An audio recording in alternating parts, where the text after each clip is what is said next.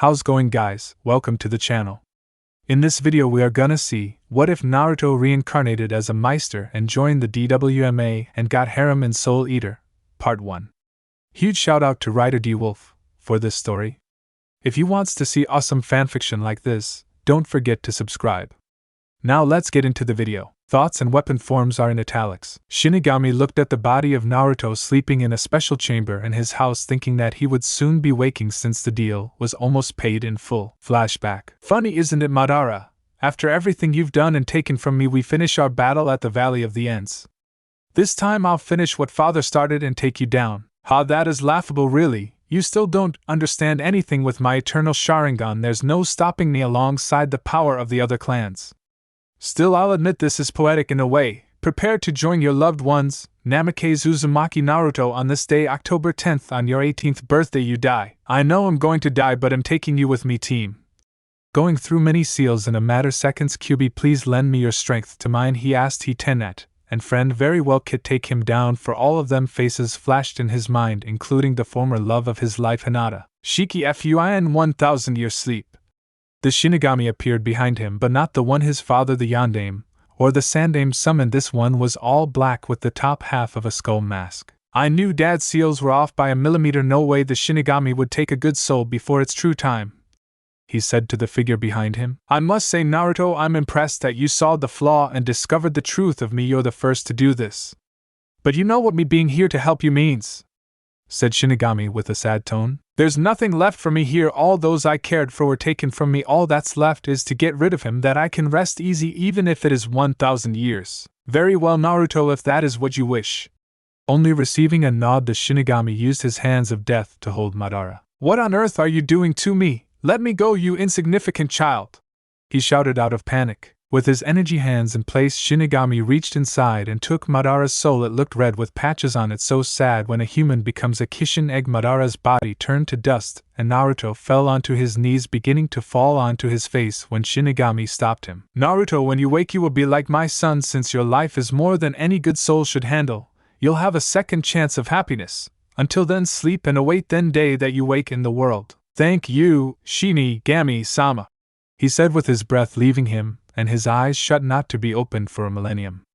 Shinigami took his body away and went back to his home and placed his body in one of the many rooms and locked the door until the day he would wake. Flashback end. Tomorrow is the day, Naruto-kun. This time you'll have a better life and you'll find a family here waiting for you, thought Shinigami-sama, who now had his changed appearance with his giant hands and circular mask, the one he made so he wouldn't scare children. The next day Shinigami had called Spirit, one of his death sides, Kid his son, alongside his weapons Elizabeth, Liz, and Patricia, Patty, Thompson, Sid the academy teacher, still alive, and Dr. Frankenstein were all in front of the door to where Naruto slept.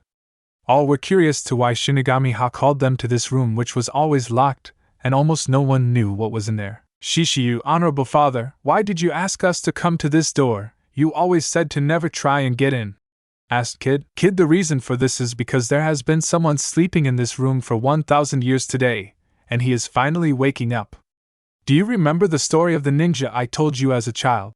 Answered Shinigami. Hi Shishiyu, but why do you ask? I mean, it's just a story, right? His father only shook his head. So Blondie-kun is waking up today then, right? Hee? Asked Patty excitedly, to which Shinigami was confused by. How do you know he's blonde, Patty? Asked her elder sister, a little surprised that her sister didn't tell her something. Shinigami-sama left the door open the other day and I saw a blonde boy with whiskers in a glass coffin, placing a finger on her lip to look quizzical. At which everyone's sweat dropped. Well, yes, in exchange for helping Naruto-kun 1000 years ago, he agreed to sleep within his body for that long since he couldn't live in his world anymore. Why is that, Shinigami-sama? What reason would he be willing to sleep for a millennium? Asked Spirit. Put simply, he saved the world that had taken everything he loved from him and more, he answered without his silly tone that he would use for students. How old was he when he made the deal? Asked Sid, believing that it would take someone of experience, and had lived a long time, to have everything taken from him. 18. He made the deal on his 18th birthday, which was October 10th, today in fact. Everyone was gobsmacked by this. To think at age 18 you lost everything you loved and gave up your life to save the world. Liz and Patty were looking at the door with empathy since they had lived tough lives before finding Kid, but this Naruto had given his life to save many, and had nothing where he lived that would make him want to stay. So are we going to stand around here or are we going to meet Sleeping Beauty, Shinigami-sama? Asked Stein, who was a little curious to the boy now. After a 1,000 years, I wonder what his organs look like. Very well then, but please remember this world will be much different from his own, and after all that time his body and soul will have changed due to his burden, said Shinigami-sama. Each member of the group entered the room to see the blonde-haired ninja inside of a glass coffin, but over time there had been indeed some changes, since he now had ears on the top of his head and 9 golden tails coming from the end of his spine. Although Kyuubi was still sealed inside him, Naruto now had the features of a Hanyu, half-demon. Shinigami-sama went to the coffin and placed his large white hand on the glass and then raised it high. Shinigami chop. The effect was instant. The entire coffin shattered into tiny fragments, and Naruto's eyes bolted open and took a large gasp of air and held to the floor. "Oh, well, that's one way to wake up," Naruto said and began to look at his surrounding, then to Shinigami-sama. Not to be rude, but where's Shinigami-sama? I figured he'd be here when I woke up." "I'm right here, Naruto-kun. I had to change a little a few years ago for certain reasons." Getting a nod from. "Of course, I'm not the only one to change if you look in the mirror." To which Liz gave him a small mirror, which he thanked her for, and took a look at himself, and then behind himself to see his tails. "So it finally happened then. Good thing Kyuubi told me that his power would be mine at some point, and with it becoming a Hanyu, though I do like the tails, all 9 of them," he said, amused. "8, said a voice. "Excuse me?" said Naruto. "You should have 8 tails, not 9. 8 is more perfectly symmetrical, and having an extra is disgusting," said a frustrated kid. But Naruto didn't take to having his tails insulted. "So you've only got 3 white lines on side of your head." 3 seconds went by before Kid put his head on the floor, screaming about him being filthy and disgusting. "Is he okay?" he asked the girl, rubbing his head. "Not really. Kid loves symmetry and can't stand anything not being so." "I'm Liz, that's my little sister Patty," replied Liz, and Patty began laughing. He kid's a little nuts in the head," said the younger Thompson, to which Naruto laughed as well. "Indeed, but what now, Shinigami-sama? I mean, where am I now?" he asked, to which Shinigami-sama went right up to him. "Naruto-kun, I said you would have a second chance, and that has not changed, and as such you will live here in my mansion in Death City, and to what you will do, you're going to join my academy here." Naruto's response was a groan. Not more school, I had enough of it last time." There were giggles from the 2 girls in the room and chuckles from the men who found his comment entertaining, seeing the carefree child. Only Shinigami-sama and Stein didn't join in, not that anyone noticed. "My academy is much different from what you experienced, I'm sure, but we can talk about that later. Stein-kun, please stay. You, me, and Naruto-kun need to discuss something privately." All Dias were told and left quickly, but the Thompson sisters took glances at the blonde fox boy before leaving. "See you later, Foxy-kun," said Patty as she closed the door. Once he was sure they were out of range, Shinigami-sama turned to Naruto. "Are you going to drop it now, Naruto-kun? I can see it, and so can Stein-kun." Naruto's grinning face vanished as he turned to his new adoptive father. "Sorry, it's a force of habit. I don't like people to see everything. The few times I did, the people I shared died in my arms." He hung his head and his ears dropped. "What happened to Konoha after I left? Simply put, peace. All the lands wrote a treaty together with the Land of Fire under control of the 6th Hokage Konohamaru. You were forever seen as the hero of your world who gave everything to save it, and your face was added to the mountain in memory of you, but that was just in the 1st century or so." He went over to him. "Naruto-kun, things will be different here. Trust me, you gave up your dream to save what it stood for, protecting what's precious, and in so you were seen as more than a jailer, you were seen as the hero your father wanted. You may find some you can share with again, while you're here, and open your heart again," Shinigami-sama said with his large white hands patting his head. "I don't know if I can. It hurts too much to see the ones you love die, to see the life fade from their eyes. So what is the real reason he is here for?" Pointing to Stein. "We need to see if you're a weapon or Meister, since the school teaches students about how to control their souls." Naruto closed his eyes to this and seemed to stay perfectly still for a few seconds before tuning to Shinigami-sama. "Kyuubi says that this time and this place has changed his soul slightly, and that he can take form outside me in different shapes. Is that like a weapon, Shinigami-sama?" Death seemed to lean to one side, tilting her head, and then placed both hands on Naruto's head. What he was doing was looking over Naruto's and Kyuubi's soul to see both size, wavelength, and what type they were. He was shocked to find Naruto had the soul of a Meister, and a very large wavelength which was equaled by Kyuubi's, but it turned out indeed he was a weapon, but he didn't have one form but multiple, although he was curious to how he would materialize any weapon. He's correct, so could you try and get her to take a weapon form, Naruto-kun? And for the record, what is Kyuubi to you? Asked a curious Lord Death, since he knew their history, stretching out his hands and allowing light to shine before grabbing it. Simply put, he is the last precious person to me, but we can't be in physical contact since he resides in my mindscape.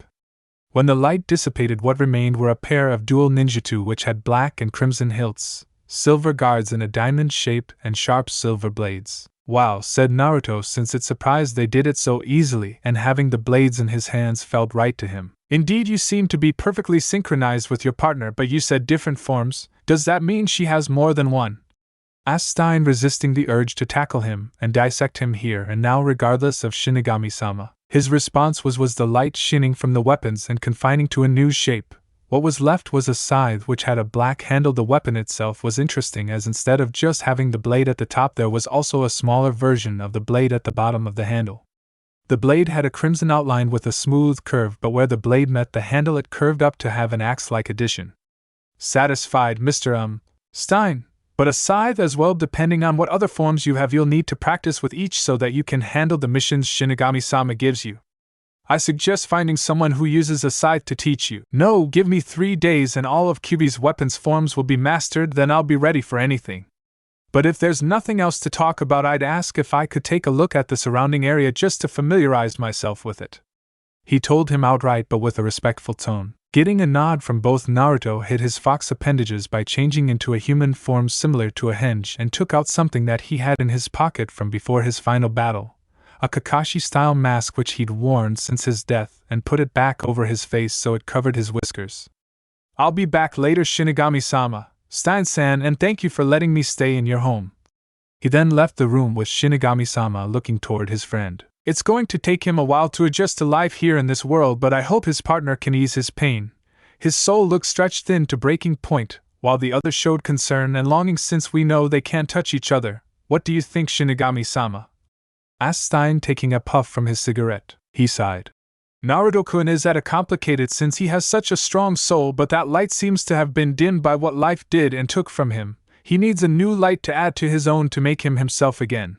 Hopefully the academy and kid can help or at least ease his pain, said an exhausted Shinigami-sama, thinking that it would take some time for Naruto to see him as family. Meanwhile, Naruto was running across the roofs of Death City and checking out what it had to offer.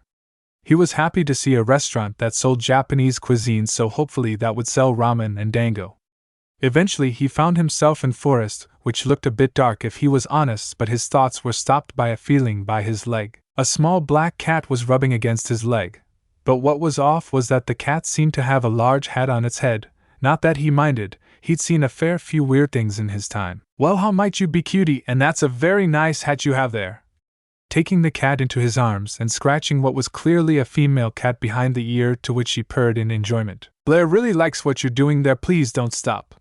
A talking cat, wondered Naruto as he continued without stopping, since he loved caring for animals. Blair, that's a nice name. My name's Naruto. I'm new around here, so could you tell me who lives in that cottage over there, the on in the shape of a pumpkin? He asked, hoping to make friends with the owner, since this area would be a great place to train. That's easy, Blair lives there, it's Blair's house, silly. That made him stop scratching, which elected a moan from the cat. Okay, how can a cat live in a house on her own? Doesn't make sense, he said plainly. There was a puff of smoke, and where there was once a black cat there was now a beautiful purple-haired girl in a skin-tight dress which hugged her generous assets and curves, and she was hanging on to his neck while he held her back and behind. He had the decency to have a small nosebleed near his mask, since he hadn't seen someone this beautiful in some time, but he shook his head to gather his senses. Well, I guess answers my question, so might I ask you something on the inside then, Blair-chan? He said with a smile through the mask as Held carried her into her home and placed her on the couch and sat next to her. Mind if I change, Blair-chan? The girl shook her head and grinned excitedly at what she thought he was going to do. Blair can't wait to see the muscles under the shirt, only to be shocked when he grew fox ears and a tail. Aw, much better, feels nice having them loose. You okay, Blair-chan? He asked at the look of awe on her face. And her instincts took over as she pounced on him, so he was on the floor and she was on top. Blair likes what she see with Naruto-kun. She started to caress his hard-defined abs, feeling her body becoming hot just from the feel of his muscles. "Blair-chan, please stop right now," he said in a panic. He wasn't ready for something like this after he just woke up. After pushing her off, he looked at her and saw she was upset. "Please understand, Blair-chan, I'm not stable at the moment. It's just something like that will be difficult for me. Please understand. She's like you, Anko, but more innocent." "Blair understands and is sorry, Naruto-kun. Blair wanted to play. Blair didn't want to hurt you. You seem nice, Naruto-kun. Some people in the city stay away from me for something that's not true." She said the last part annoyed. "I know the feeling, but I think we can still play if you want. How is your combat ability, aka fighting?" he asked, since he could feel a strange power radiating from her. "Blair's magic is strong and can beat up nasty people. Why do you want to have a play fight?" He nodded. "Sure, Blair is always happy to play. Come outside then." Skipping along to the door, she led him to a large open space and she began chanting, "Pum pum pumpkin," preparing her spells. Naruto took out his ninjutsu and got into a battle stance. "When you're ready, Blair-chan." His reply was a cry of Halloween cannon, to which his instincts told him to avoid.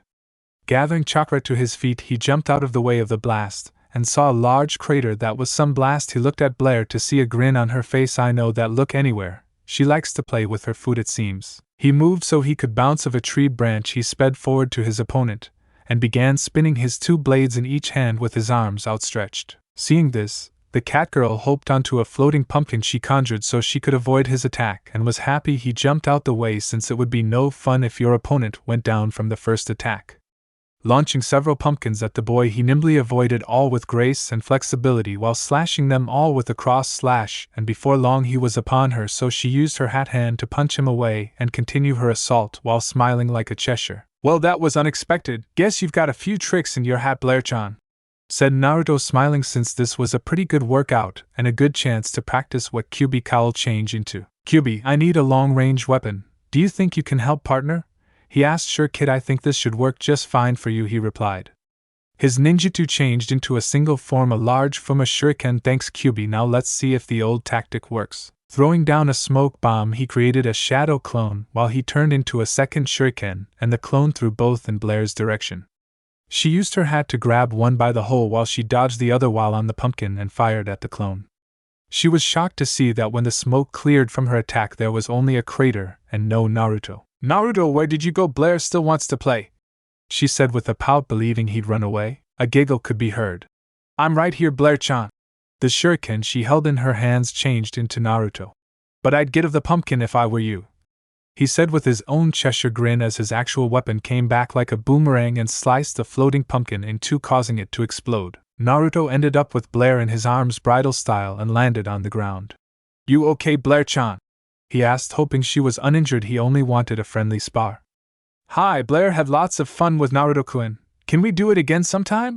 she asked with a puppy dog pout. He chuckled, thinking how cute it is when girls do the PDP. "Sure thing, Blair-chan, but I think I need to get home now. I might be round tomorrow to train if that's alright." Getting a nod, he left her by the front door and began leaving for the mansion. As he walked toward home, a few tears fell from his eyes. "Anko, I wish I could have protected you. She's so like you, but she hasn't seen the world like we did. I think I'll watch out for her," she said. "People stay away from her."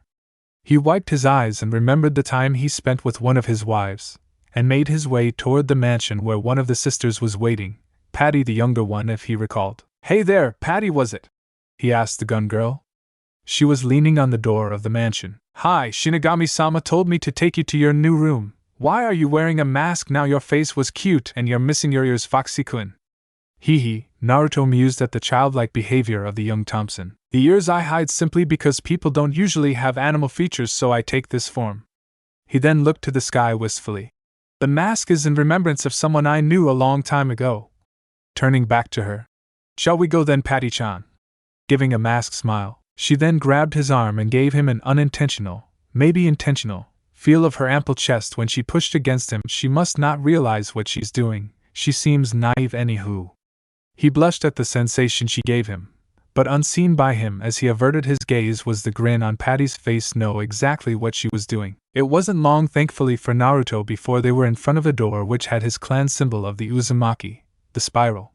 He opened the door and went in with Patty. He saw a simple bedroom with a closet for clothes, an en suite bathroom, a desk for working, a window overlooking a garden, a large king-sized bed with orange-colored sheets, and on the bed were a series of clothes which he presumed death had got him so he would be stuck in his jumpsuit.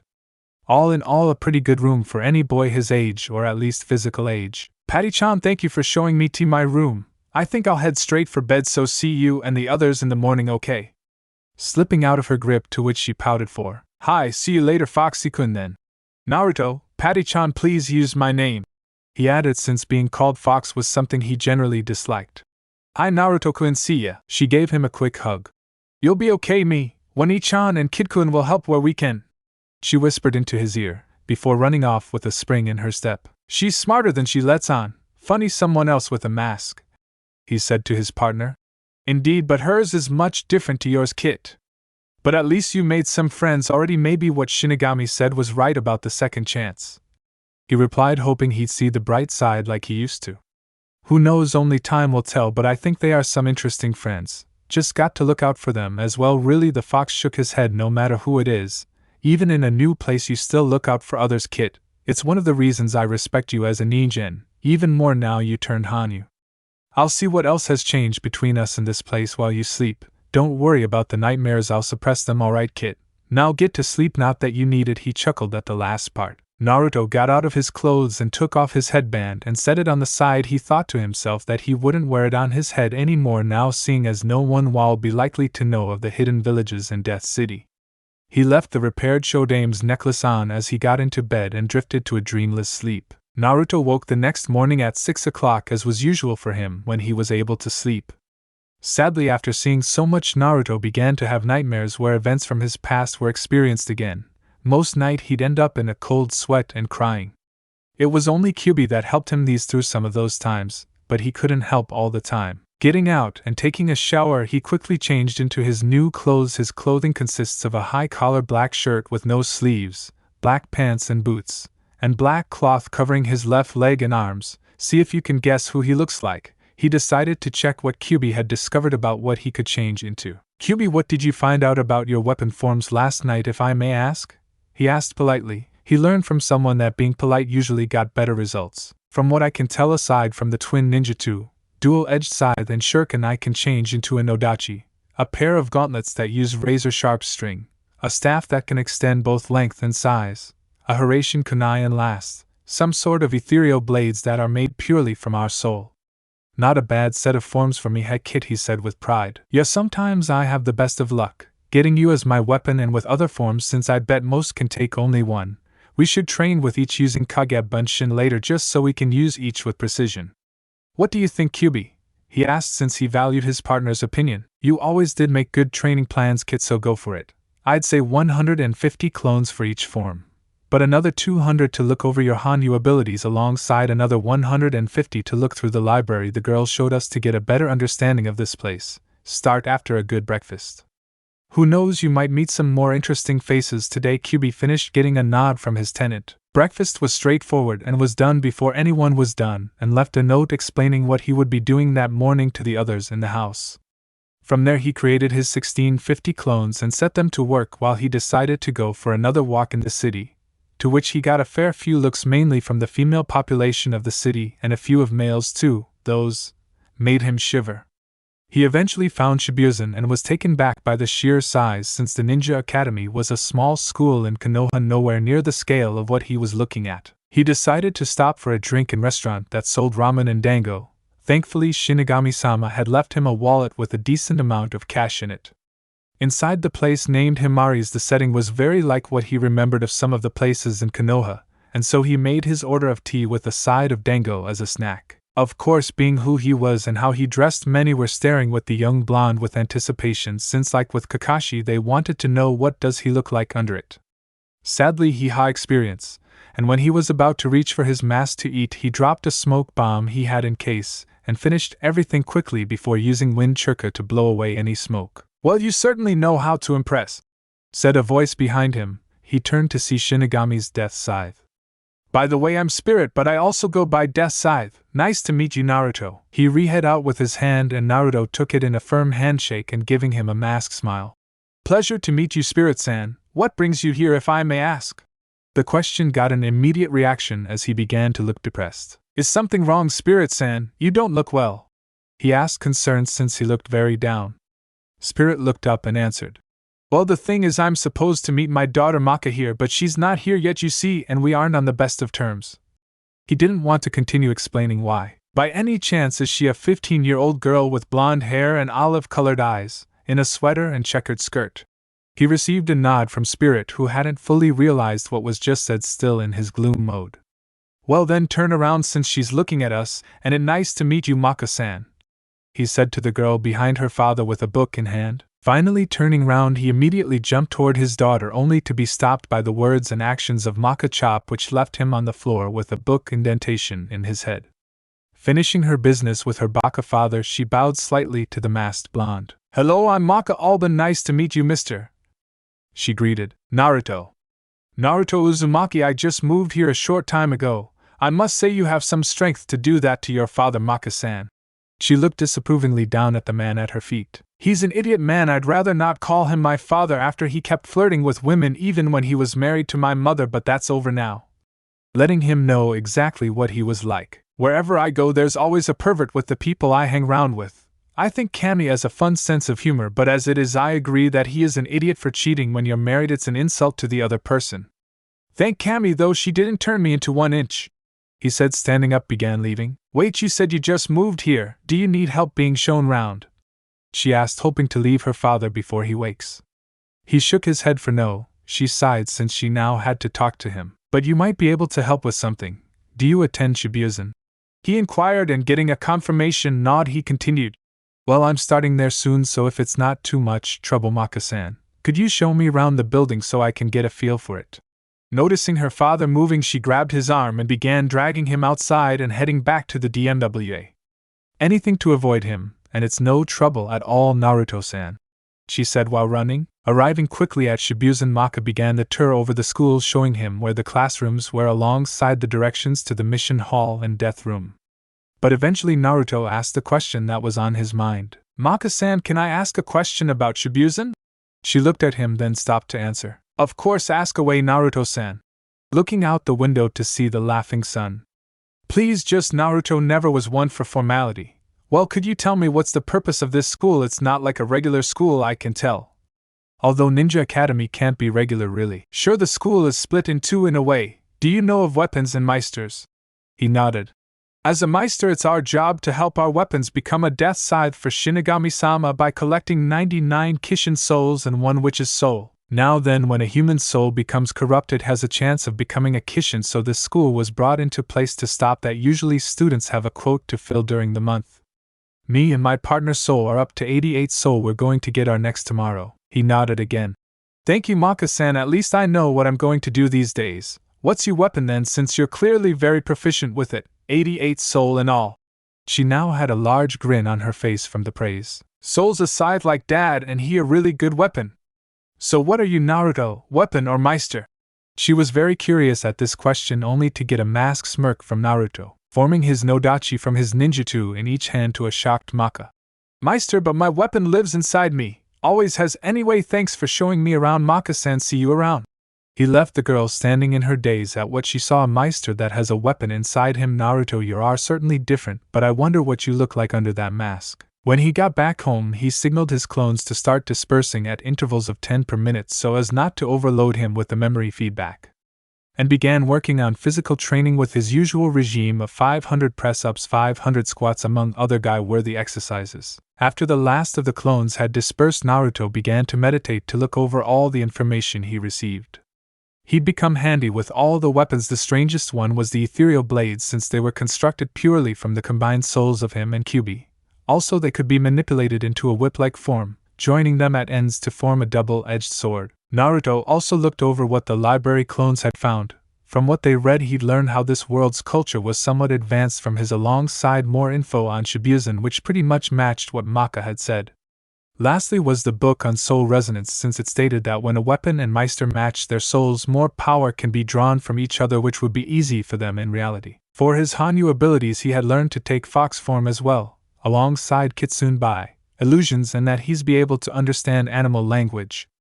All in all, Naruto felt a little better that he was still strong and would be able to help people again, and it would start tomorrow, but for now he decided to visit Blair again.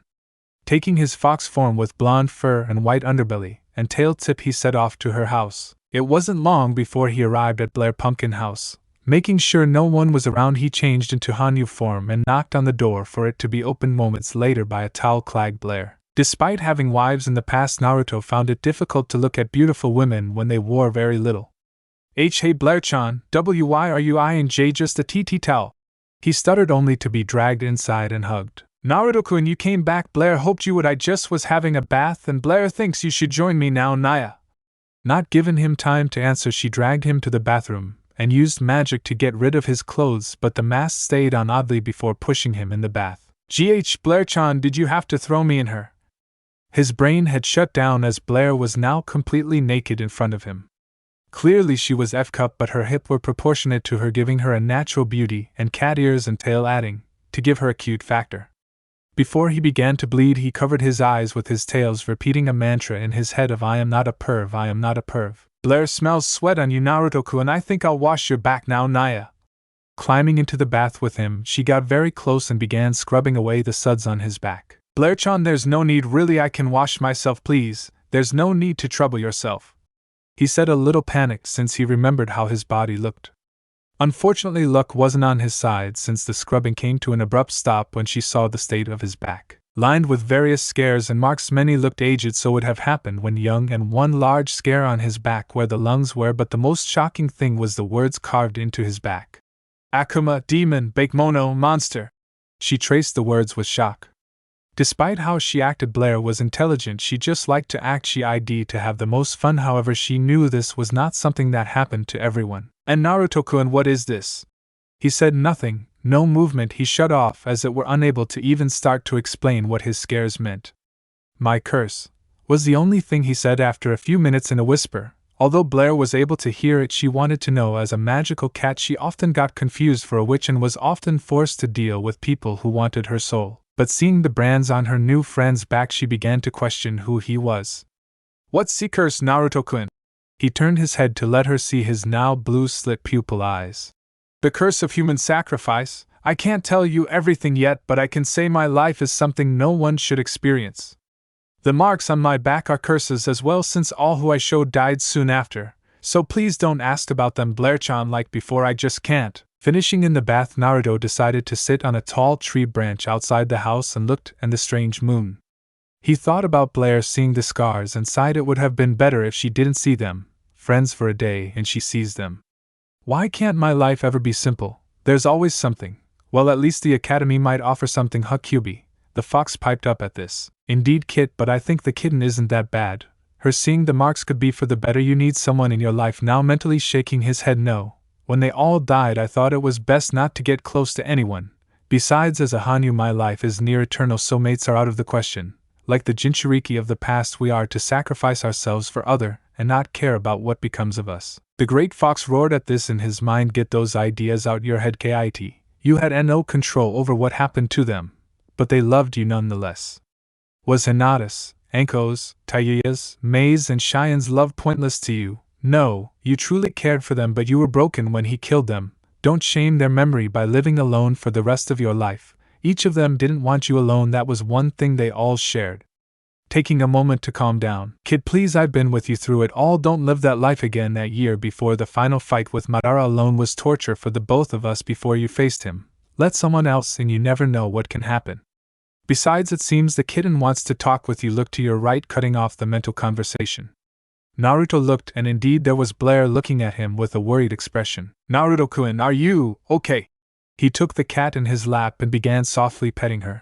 At the moment, I guess, but fully okay. In time, maybe. But for now, I suppose I'm confused over everything. Coming here, seeing this new world, finding out how things have changed over time, it's just too much. You seeing the scars just reminded me of the past and how different it all is now. She snuggled into his hand.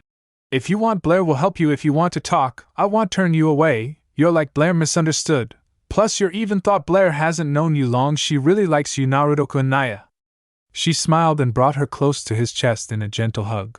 Thanks, Blair-chan, thanks. They stayed there for a good amount of time, watching the sun begin to set before he broke the silence. Blair-chan, I think I need to get home now, but I'll see you soon, okay? Giving her another hug in her cat form before changing into fox form. Bye Naruto-kun, Blair will miss you, Naya. Smiling through his nuzzle, he jumped down and headed home. Maybe this place won't be so bad after all. Naruto woke up early Monday morning and got set to prepare for school. Great new world, but here I am back at school, he thought. Well, think of it this way, you'll probably head to the top of the class in no time at all.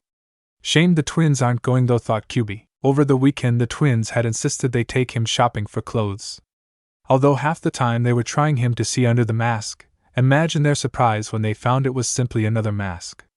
Yeah, but kid doesn't go to Shibuya, but what can you do, he replied. Breakfast was quiet with only him and the twins at the table since Kid refused to be up before exactly 8 a.m. You know I can keep this up longer than you can, he said to the staring twins. He materialized his kunai and began throwing it up in the air, getting higher with each toss. The twins stared at the weapon as it nearly touched the ceiling. When it came down, Naruto had eaten his breakfast. Naruto, why do you wear that in the house? We saw you when you woke up, asked Liz. I know, but my teacher wore the same thing and it bugged us all not knowing. He got up from the table. Besides, at least you two know what I look like. That's something other people don't know. Well, gonna head off, helps to be punctual. I don't like the idea of being late. See you later, Liz-chan, Patty-chan. Waving goodbye, he headed out to the academy. There were quite a few stares as he walked up the stairs to the academy, mainly questioning who the new guy was, and the mask. Naruto felt at ease. The stairs he got here were a lot better than Konoha, since those one he doubted he could take anymore. He made his way to his classroom. He was concerned about the age difference but decided not to dwell and found his classroom. Crescent Moon class, well, that's certainly imaginative, he mused as he walked in. There were a few teams of people there already, thankfully one person he'd already met, Maka. Hey Maka-san, good morning, nice to see you again. She smiled at the masked blonde. Morning Naruto, I take it you're in our class. He nodded to confirm. Well, take a seat. By the way, this is my partner Soul. The boy in the yellow jacket and headband, looking half asleep, waved his hand. Reminds me of Shikamaru. So you're Maka's weapon? Well, I'd shake your hand, but you look too tired. He shrugged his shoulders and muttered. Nah, it's cooler this way. Shaking his head at this, he turned back to Maka. So Maka-san, how does school here go? It a little different from my last one. Way different. Basically, we have class that teach us about what can happen out in the field and the rules of collecting souls. Then we can go to the mission area and pick out a mission which could have one or several souls to collect. In free time like lunch, there's food in the cafeteria, or the library, to which you can access books based on your star rating. What is your rating, by the way? She asked. Scratching the back of his head, he said. Don't have one yet. Sid-sensei is testing me later, probably after homeroom. Feel free to watch if you want. You too, Soul, I'm sure all the cool kids will be there. He perked up at this at the mention of the word cool. I suppose someone as cool as me could watch how a newbie does against a 3-star Meister. Leaning back on his chair next to Maka, he said one of his life lessons. Never underestimate your opponent is a saying that never gets old. It wasn't long before the rest of the class came in, and they all took notice of the new student with the mask. A good percentage of the girls were blushing at how good he looked, and the guys were wondering what the fuss was about. Although one girl in particular caught his attention, Kim Deal, he didn't know what, but he sensed something hidden in the pink-haired student. The one male that made his eyes twitch was Black Star, due to the fact he reminded him of himself when he was 12 but louder.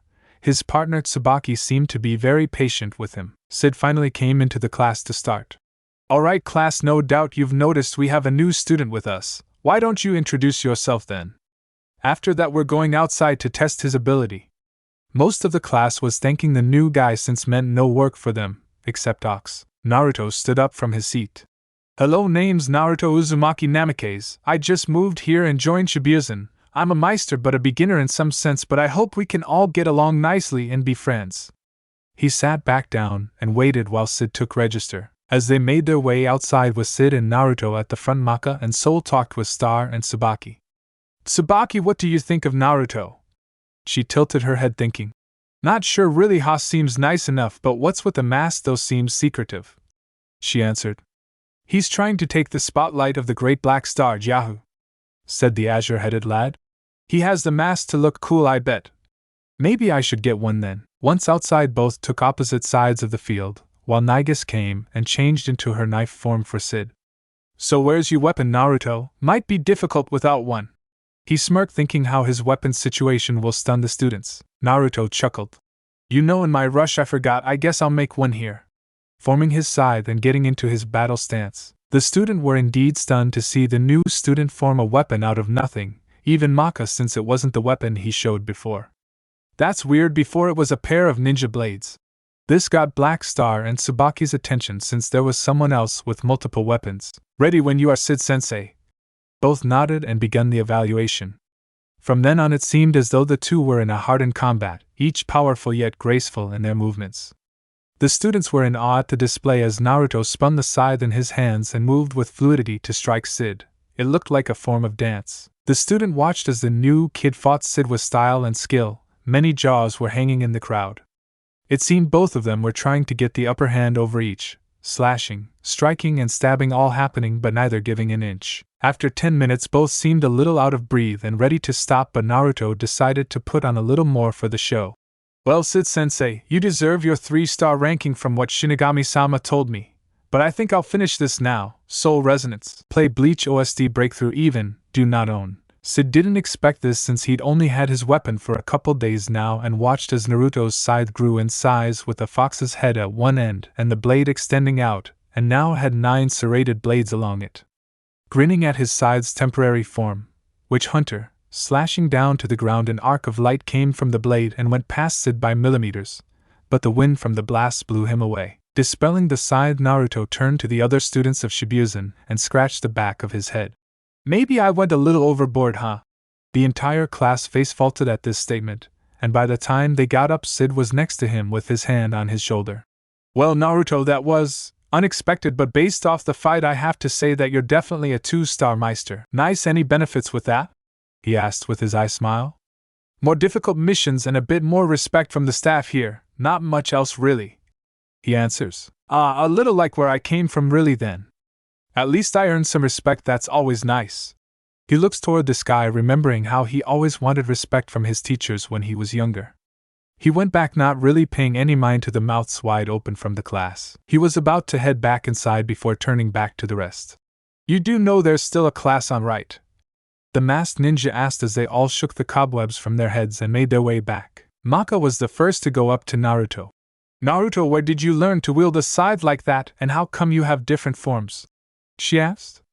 He merely looked down and replied. Honestly, I self-trained in all manner of weapons when I was younger, and as for my weapons, you could say an old friend is helping me out. Before doing a one-handed ram hand sign and became a swirl of wind. Shunshin no Jutsu, I thought it was a lost art, said Tsubaki, shocked at seeing a skill that had not been seen for over a millennia. What's Shunshu Tsubaki? Asked Black Star. Shunshin no Jutsu is an ancient ninja technique for teleportation, but many today can't do it because people lack something that is necessary for it. The hyperactive assassin scrunched his face in confusion. I don't get it, but I want to fight that guy so the spotlight can be back on me. Black Star, the man who'll surpass God. He shouted the last part, while the rest couldn't help but agree with the idea of fighting the new 2-star Meister. When everyone got back to the classroom, Naruto was in his seat in the middle of the classroom reading a book, which he'd borrowed from his new home's library. To Kill a Mockingbird. What took you all so long? He asked, getting a chuckle from Sid and a question from Soul. Why are you reading that book? Naruto quirked an eyebrow to this and answered. To see what happens in the next chapter, of course. He face-faulted at the obvious answer to the question. The rest of the lesson went quietly except for Black Star now and again. Naruto felt a number of stares from the girls in the class but set it to one side in his mind and hoped to heaven that none of them would turn into raving fangirls. Don't think I could handle that again. When the school day ended, he decided to try something he hoped Kyubi could help him with. Stepping out onto the room, he reached out and asked Kyubi to materialize something, which he agreed to. The light from his soul took form and became a violin which had the kanji for peace and family written on it. Tayuya had taught to play an instrument in order to combat genjutsu, and later became a hobby for him. His loves would coo for the sound of his playing. Insert Wayfinder from Birth by Sleep, do not own. He played the song from his heart in remembrance of his loves, while inside Kyubi played on a piano inside the mindscape, since he had also taken to the joys of music with his partner back then. The sounds echoed over Death City for all to hear. Many stopped in the streets hearing the melody, and all wondered where it came from. Naruto had his eyes closed while playing, as was his style. If he had them open, he'd noticed Sid, Spirit, and Tsubaki standing behind him. Tsubaki, curious over his skill, had decided to follow him after class, telling Star she'd be home in a while. Finishing his song, he rubbed the tears that came from his eyes. "You know, even with my eyes closed, I can tell you're there, Sid-sensei, Spirit-san, and Miss Tsubaki Nakatsuka-san, Naruto-san," she replied, a little nervous over talking to him. He dispelled his violin and walked over to the three. "I just wanted to ask Naruto-san," she started to say but was interrupted. "Please, just Naruto, I'm not one for formality, Tsubaki-chan, but go on." She blushed at his use of suffix. "I just wanted to ask how you knew Shunshin no Jutsu. It hasn't been seen for a long time." He brushed a hand through his hair before answering. "I was taught in my homeland before I moved, and I can't ever go back there. Since you say it hasn't been done in some time, I take it people can't use what is necessary to perform it now." She nodded before asking her second question. "Maka-san said you used a different weapon in front of her. If so, how many different types can you use?" He gave her an eye smile, replying, "A fair few, but why ruin the surprise, Tsubaki-chan, for everyone else? Am I to take it you have multiple forms, though, from your question?" Blushing again and nodding, not trusting her voice. "Well, then I take my leave, then see you all tomorrow, and Spirit-san," Naruto said once again, using a hand sign for Shunshin and vanishing in a swirl of water. Naruto decided to have a small wander around the city, seeing if he missed anything, since he felt that he'd take a mission tomorrow. Heading toward the edges of the city, he came upon a strange castle that seemed to have a chameleon theme to it, but the opening to the castle appeared to have several scratches around from a blade from the looks of it. "I feel that same energy that I did from that girl in class. What was her name? Kim. Any thoughts, Kyubi?" he asked his partner. "Not too sure myself, but I feel two powers here. One young and the other has a strong will like you, KIT weapon form now." Naruto went on guard, summoning his Nodachi and blocking a sword strike aimed for his head. "Who are you?" asked the swordsman, who was shocked that the attack on his opponent's blind spot was blocked. "Usually you give your own name before asking for someone else's, swordsman-san," Naruto replied, forcing him away with a flick of his wrist. When he looked at his attacker, he saw he is a lean adult, who appears roughly the same age as Spirit. His attire consisted of dark-colored dress pants, sandals, and a coat draped across his shoulders.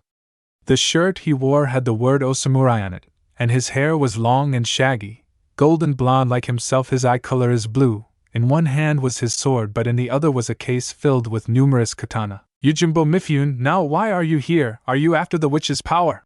he asked, twisting the reed in his mouth. "Uzumaki Naruto, sorry, I don't seek the powers of others, I make my own strength, but I doubt you believe me," he replied with both hands on his blade's hilt. His stance: "You hold a blade well for a child, please leave, killing children makes it harder to sleep."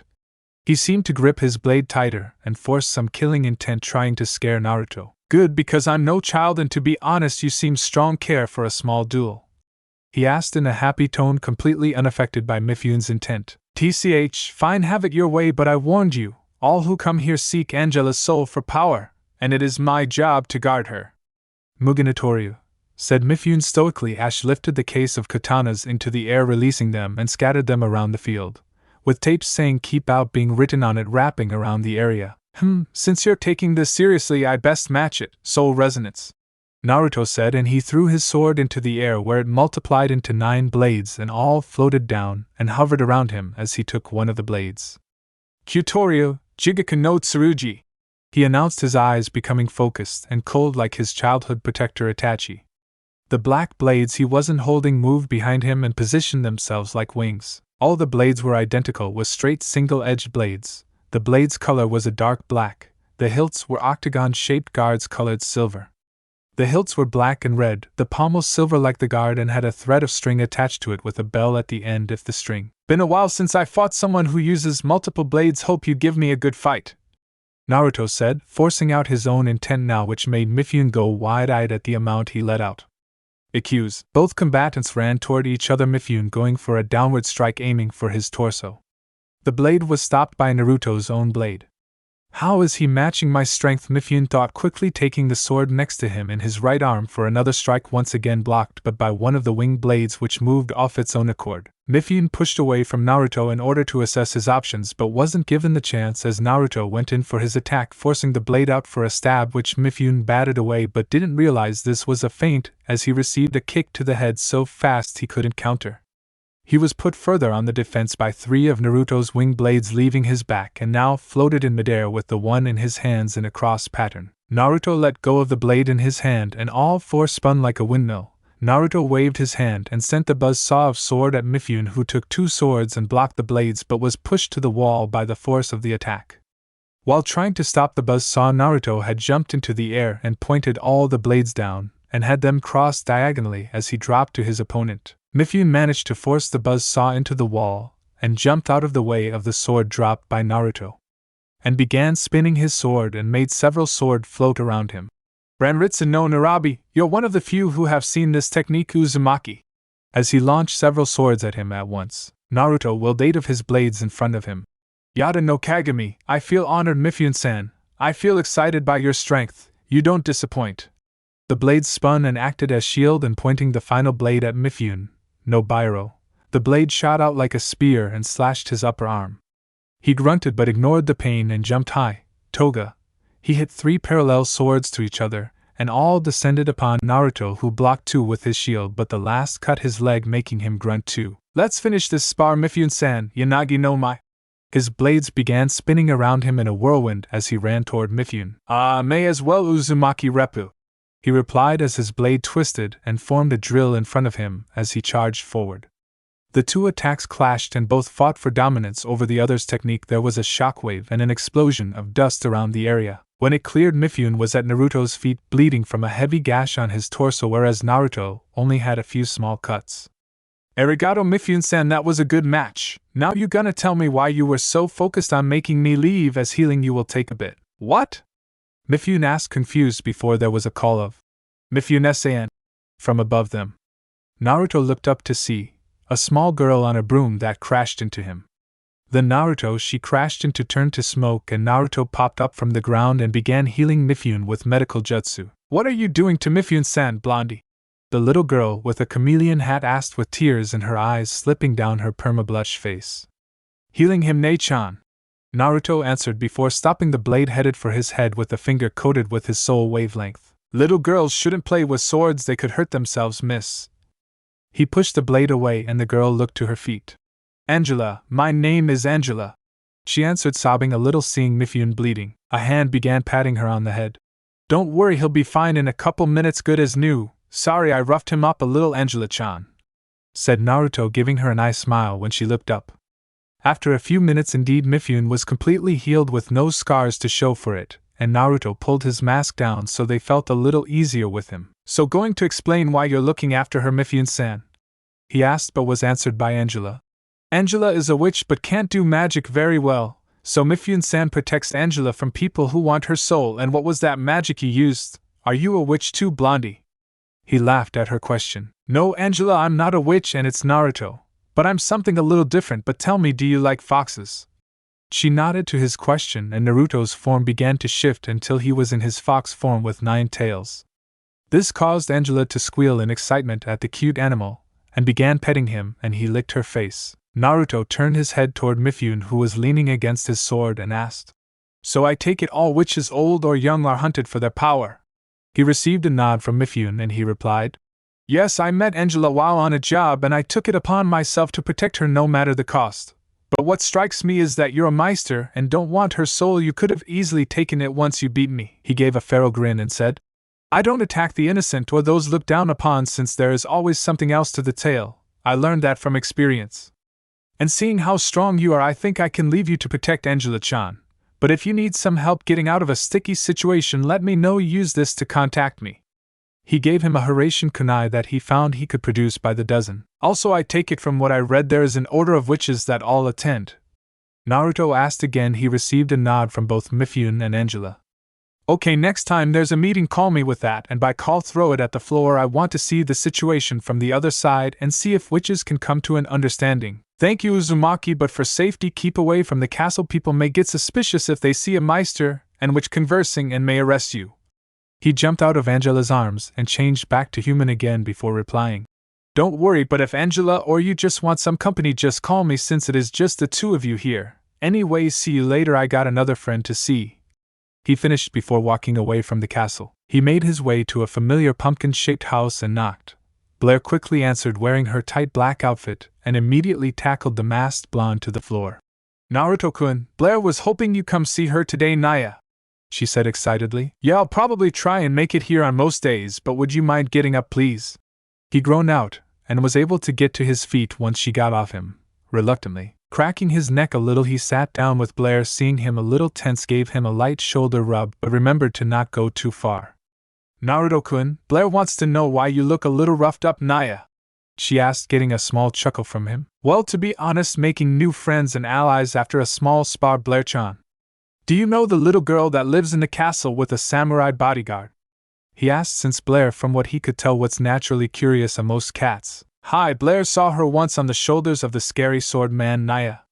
Don't tell Blair you fought him. Even Blair doesn't want to fight him, Naya, she said with a little panic in her voice and adding a little more pressure to the massage. He reached around and scratched behind one of the cat ears on her head with his tails, which he'd let out once they got inside. Don't worry, Blair-chan, I'm fine. Any wounds I got already healed. Besides, I'm pretty strong. I won't go down easy, he reassured her, as she relished in the feeling of the scratching. What he didn't realize with his back turned to her is that behind Blair's ears was her sweet spot in her human, and by scratching it was making her very hot and bothered. He only took note when he felt her tented nipples through the dress on his back. Blair-chan, are you okay? She seemed to be breathing a little erratically when she answered. And sorry, Naruto-kun, Blair can't help it, that scratching feels really good, Naya. Her answer caused his tails to jerk near her ears, which caused the knot building in Blair to release. Hiya, Naruto-kun. She gripped tight on his shoulders. When the sensation was over, Naruto was stuck with a full face blush redder than Kyuubi and all tails perfectly still at his side. There was a moment where nothing was said until Blair broke the awkwardness. Can Blair please get up, Naruto-kun?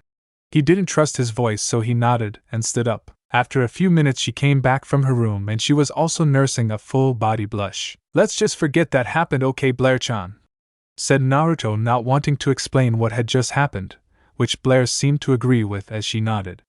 Why don't we go for a walk then, Blair-chan? He opened the door for them and both left. After a while the mood between the two settled and both Naruto and Blair in their animal forms were chatting happily as they jumped on the roofs of Death City. I'll be heading out for my mandatory missions tomorrow, Blair-chan. Do you want to join me? He asked as they stopped on one roof. Blair would love to, Naruto-kun, Naya. She nodded to accentuate her answer. He gave her a grin in his fox form. Okay, when I get my mission I'll pick you up from your house, is that okay? Again she nodded. And I'm sorry for causing the situation at the house, Blair-chan. He bowed his head in apology only to have Blair to put a paw on top of his head. Blair, is okay, don't worry, Naruto-kun. Want to race back to the house? Loser has to give the winner a favor that they can use later. Why not? I need to test how fast I can go in this form anyway. Ready when you say, he said, and both got into a crouching position for their race. The two racing animals were neck and neck in a little competition. Blair wanted the favor so that she'd be prepared when Naruto was ready and stable. Naruto just wanted to test himself.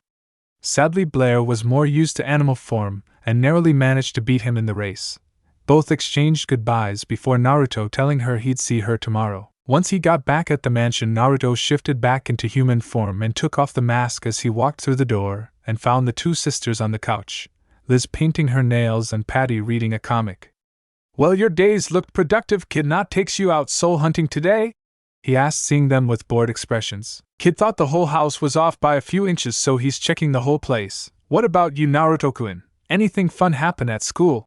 Asked Liz as she blew on her nails to dry the paint. Define fun, Liz-chan? He asked, since his class of fun was creaming both Sid and Mifune alongside gaining a new friend in Angela. She placed a finger on her chin. Teasing your classmates over your mask, she said with a grin. Then of course I did. I finally see why my old teacher did it. My only concern is how long before they start openly trying to see what's underneath it. Though that won't be a problem for me, really. He finished with a smile. Patty, finishing her comic, finally realized Naruto was in the room. Said girl ran over and jumped to tackle the male blonde. But due to his training, he caught her, spun her round, and put her back on her feet where she hugged him. Easy, Patty-chan, what brought this on? She hugged him close and gave him a large smile. Just welcoming you home like I should, Naruto-kun, she said as if it was the most obvious thing in the world. He returned her hug at this statement, after leaving the embrace, getting a whimper from Patty. Well, I need a shower, actually broke a sweat at one point, he said as he began his way toward the bathroom, hoping Takami Kid wasn't there. His prayer was answered as Kid was busy checking all the pictures in his room which he still thought were off. The shower allowed Naruto to think over his battle with Mifune, and the situation with Angela. The issue with witches is complicated. I need to meet other witches at the conclave, he thought to himself, and his partner, you know, that Kim girl in class, is most likely one of them too. I smelled the scent of a tanuki on her. She probably is hiding it from everyone else. QB added his thoughts on the matter. I know, but I can't approach her out the blue. She might get scared if I reveal I know. I just try and find her at the witches' meeting with Angela and Mifune. That's probably for the best. Just keep on the lookout for other witches. You may be able to feel them out with your enhanced senses, but the others here can't seem to. QB thought before going quiet as Naruto finished his shower, dried off, and went back to fox form, all his tails behind him. When he got back to the living room, Liz was now painting her toes and Patty didn't seem to be doing anything, so he decided to settle into her lap and get comfortable.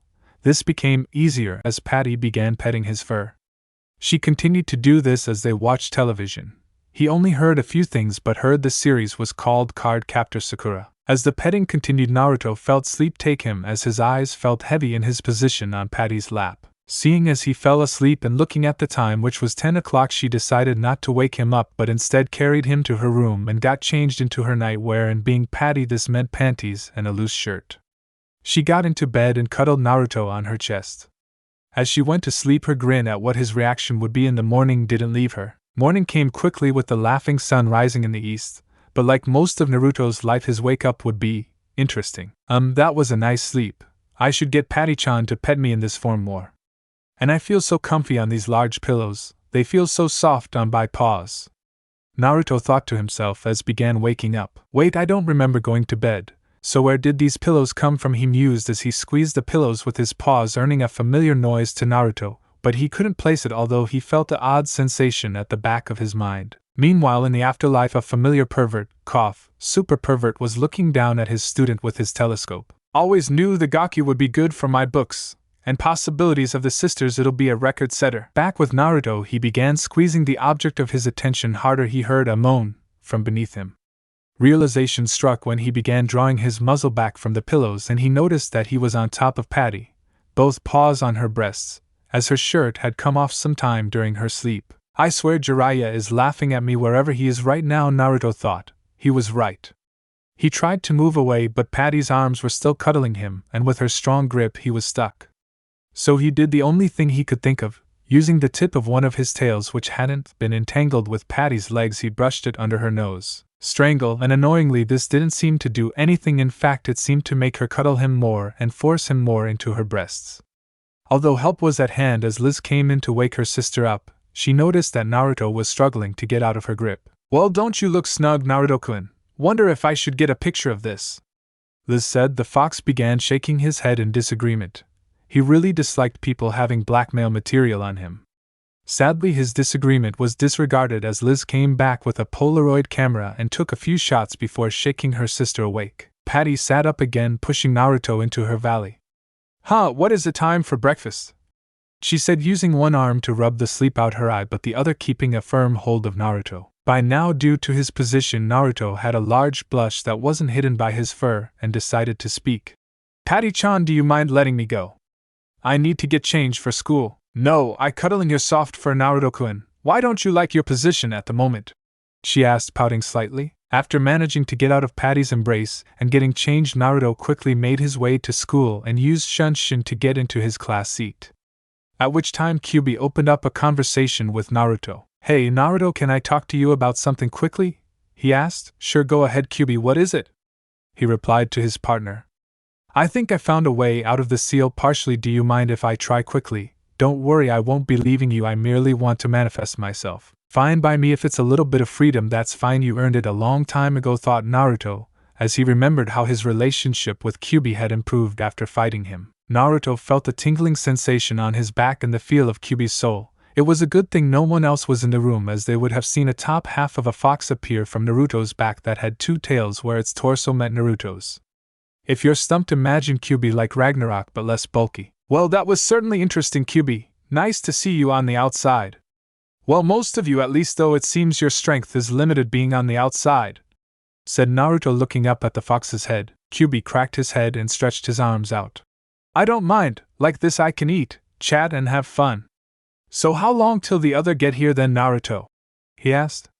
Naruto looked at his watch and saw he had a good 10 minutes before anyone would probably get there. Enough time for a tune, I think. Let's test if we can use the instrument with you on the outside, might be useful later on, he said, getting a nod from Kyuubi as he summoned his violin and decided to play a song, Belmont's theme from Lord of Shadows. Danon, but good music. Kyuubi just rested his arms in Naruto's hair while he played. He was glad he did, as it was very soft like his own fur. As he finished playing, Maka and Tsubaki walked through the door with Black Star and Soul trailing behind chatting. Both girls saw him with his violin and Kyuubi behind him. Naruto still had his eyes closed as he dismissed his instrument and nudged his partner behind him. Good morning, Maka-chan, Tsubaki-chan, Soul-san, Star-san. Before you ask, yes, that was me playing, and this guy behind me is my partner Kyuubi, he said to his classmates. Yo, nice to meet you all. And by the way, if you think his playing is good, you should hear me on the piano, although we usually do our best work together, me and Naruto, said Kyuubi, who had his hand/paws on Naruto's shoulders in a cheerful tone. He's right, he is pretty good at his music. So how are we all doing today?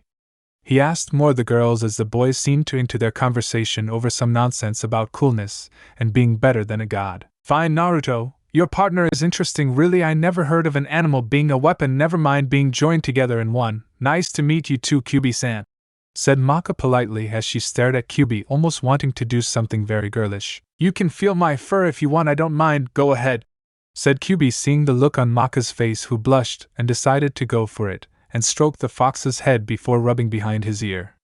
Now that's a nice sensation I haven't felt for some time, the one place the tails can't reach, thanks Maka.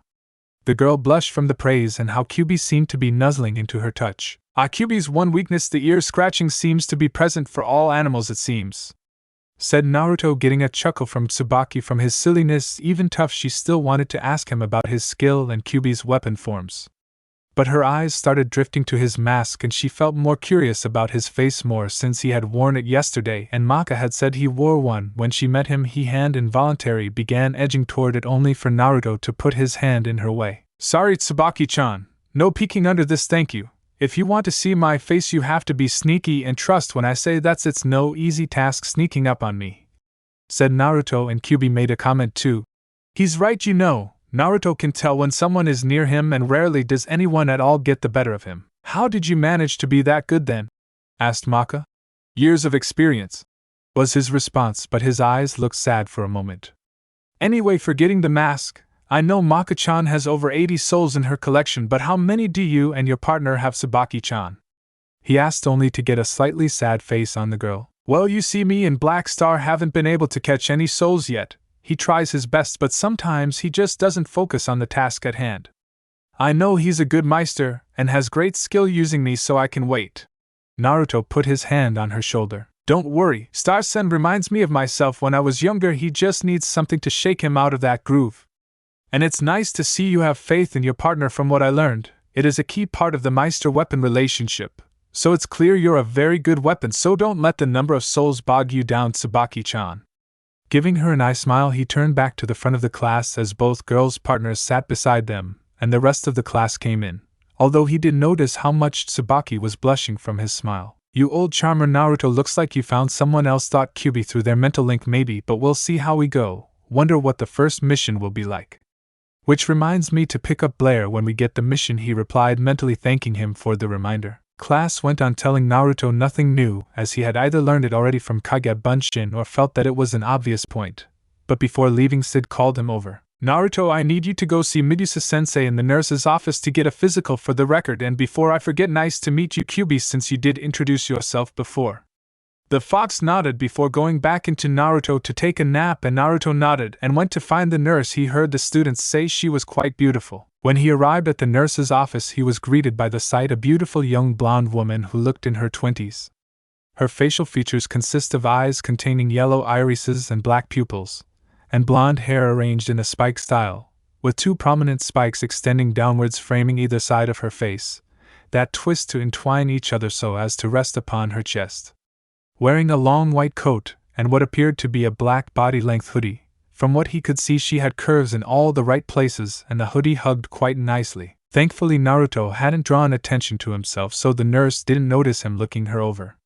Hello, I'm here for my physical, Medusa-sensei," said Naruto, which got the woman to look his way from her clipboard. You're the new student that joined and kept up with Sid in a fight. Very impressive, and it's Naruto if I'm right," said Medusa with a warm smile. "Yeah, that's right, and thanks, but I'm sure any rumors are exaggerated round here, although it seems that the rumors about the beautiful nurse here are very true, if I may say," he said, giving a little eye smile at her. She laughed in response, since rarely did anyone try and approach her, except Spirit.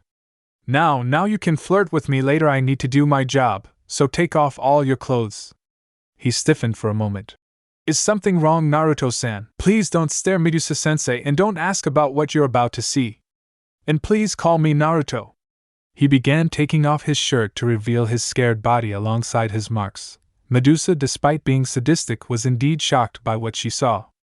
"Can we get on with this? I really don't like having it exposed," he said quietly. She nodded and began taking his notes down for the physical, and was surprised to find him in perfect condition despite all the scars on his body. "All right, you can put your clothes back on now, Naruto. From what I can see, you are an example of any boy the age of 18 should be. And don't worry, I won't tell anyone about the marks," she said, smiling again. "Thank you, and as thanks you can look under my mask, since I noticed your eyes were fixed on it a few times." Medusa nodded and began reaching for the item that obscured his face. She had heard the new student wore a mask and was determined to be the first to see it, as childish as that sounded, and her natural curiosity got the better of her. She pulled on the mask to see Naruto's face, basically the spits of Minato but with the whisker marks, and couldn't help but gaze at the marks on his cheeks, since she'd never seen anything like it before. Before she knew it, she began cupping his cheek and stroking his whisker marks, which got a purr out of Naruto. "Sorry, they're a bit sensitive." He gave her a soft smile, wanting to make a good impression instead of his goofy impression. "They make you look cute. Now run along, I think it's time for student to get their missions." He nodded and began heading for the door. "Feel free to drop by for a chat." He turned and gave her another smile. "Of course, Medusa-sensei, it would be a privilege."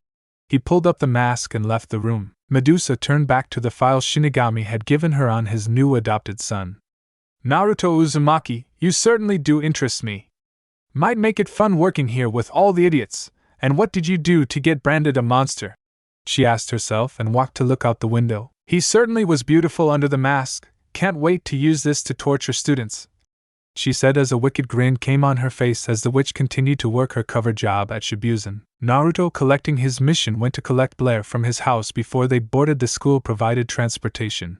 And never stated how they get to some places like Italy in the manga. Once on the train for a place called New York City, he began reading the mission out to Blair. "Says that the target's name is Peter Piper. Been seen around the back alleys of the city. Apparently he uses rats, though the use of music. Proceed with caution, as local police have been overwhelmed by number of rats when confronting. Piper has killed 3 people in the last month." "Sounds easy enough for us, don't you think, Blair-chan?" he asked the girl who was in his lap while Kyubi rested in his hair asleep. "Hi, Blair thinks this'll be fun. Hopefully we can finish early. Fish shop guy tells me this is where he gets his good fish from. Naya. Can Blair have a fish if she beats this bad guy Naruto-kun?" she asked, looking up and tilting her head cutely. "Sure, Blair-chan will get you a good fish. Ota-san gave me a fair sum of money that he got from my parents back some time ago, and the interest has built up a fortune. But just like it says, be careful. Wouldn't want to lose, you know, would I?" he said while stroking her head. "Sure, Blair will be careful, Naruto-kun. Will Kyubi be helping out too, Naya? Blair thinks he likes using you head as a pillow a lot, Naya," she said, secretly wanting to be on his head. Thankfully, when Naruto had picked her up, he had introduced Blair to Kyubi, and they seemed to get on rather well. Don't worry, I'm sure I can handle this one without too much help from him. I think I know which weapon to use for this mission anyway," he said, grinning, which got a return grin from his feline companion. As Naruto and Blair got off the train, Blair now situated on Naruto's head, since having Kyuubi ticking out his back might freak people out like it did on the train. He marveled at how tall the buildings were. Never had he imagined that this was how the world advanced in his years of slumber. Although he was a little disappointed by the lack of plant life around the place, as he was used to vast forests and buildings surrounded by the elements. "Seems a shame, really. The world appears to have lost touch with nature," he said quietly. "You say something, Naruto-kun, Naya?"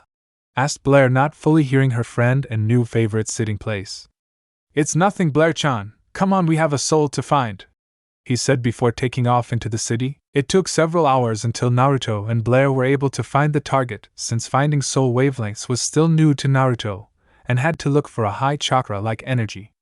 He tracked the target to Central Park, where he found what appeared to be a man in a black torn cloak, which was playing a dark tune on his silver flute. The piper had an aged face with a short gray beard, but his eyes had black scalar and red irises, giving him a strange, creepy look.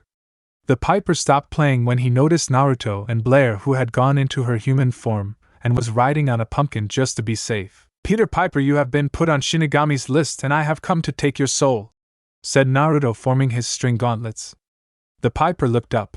"Sorrow, I like living, so I'm afraid you'll have to die. My children haven't feasted in a while, and your friend there looks like a real treat," he said with a creepy smile, "the one you see in Soul Eater all the time." The piper immediately began playing the flute, and hundreds of rats surrounded their position now.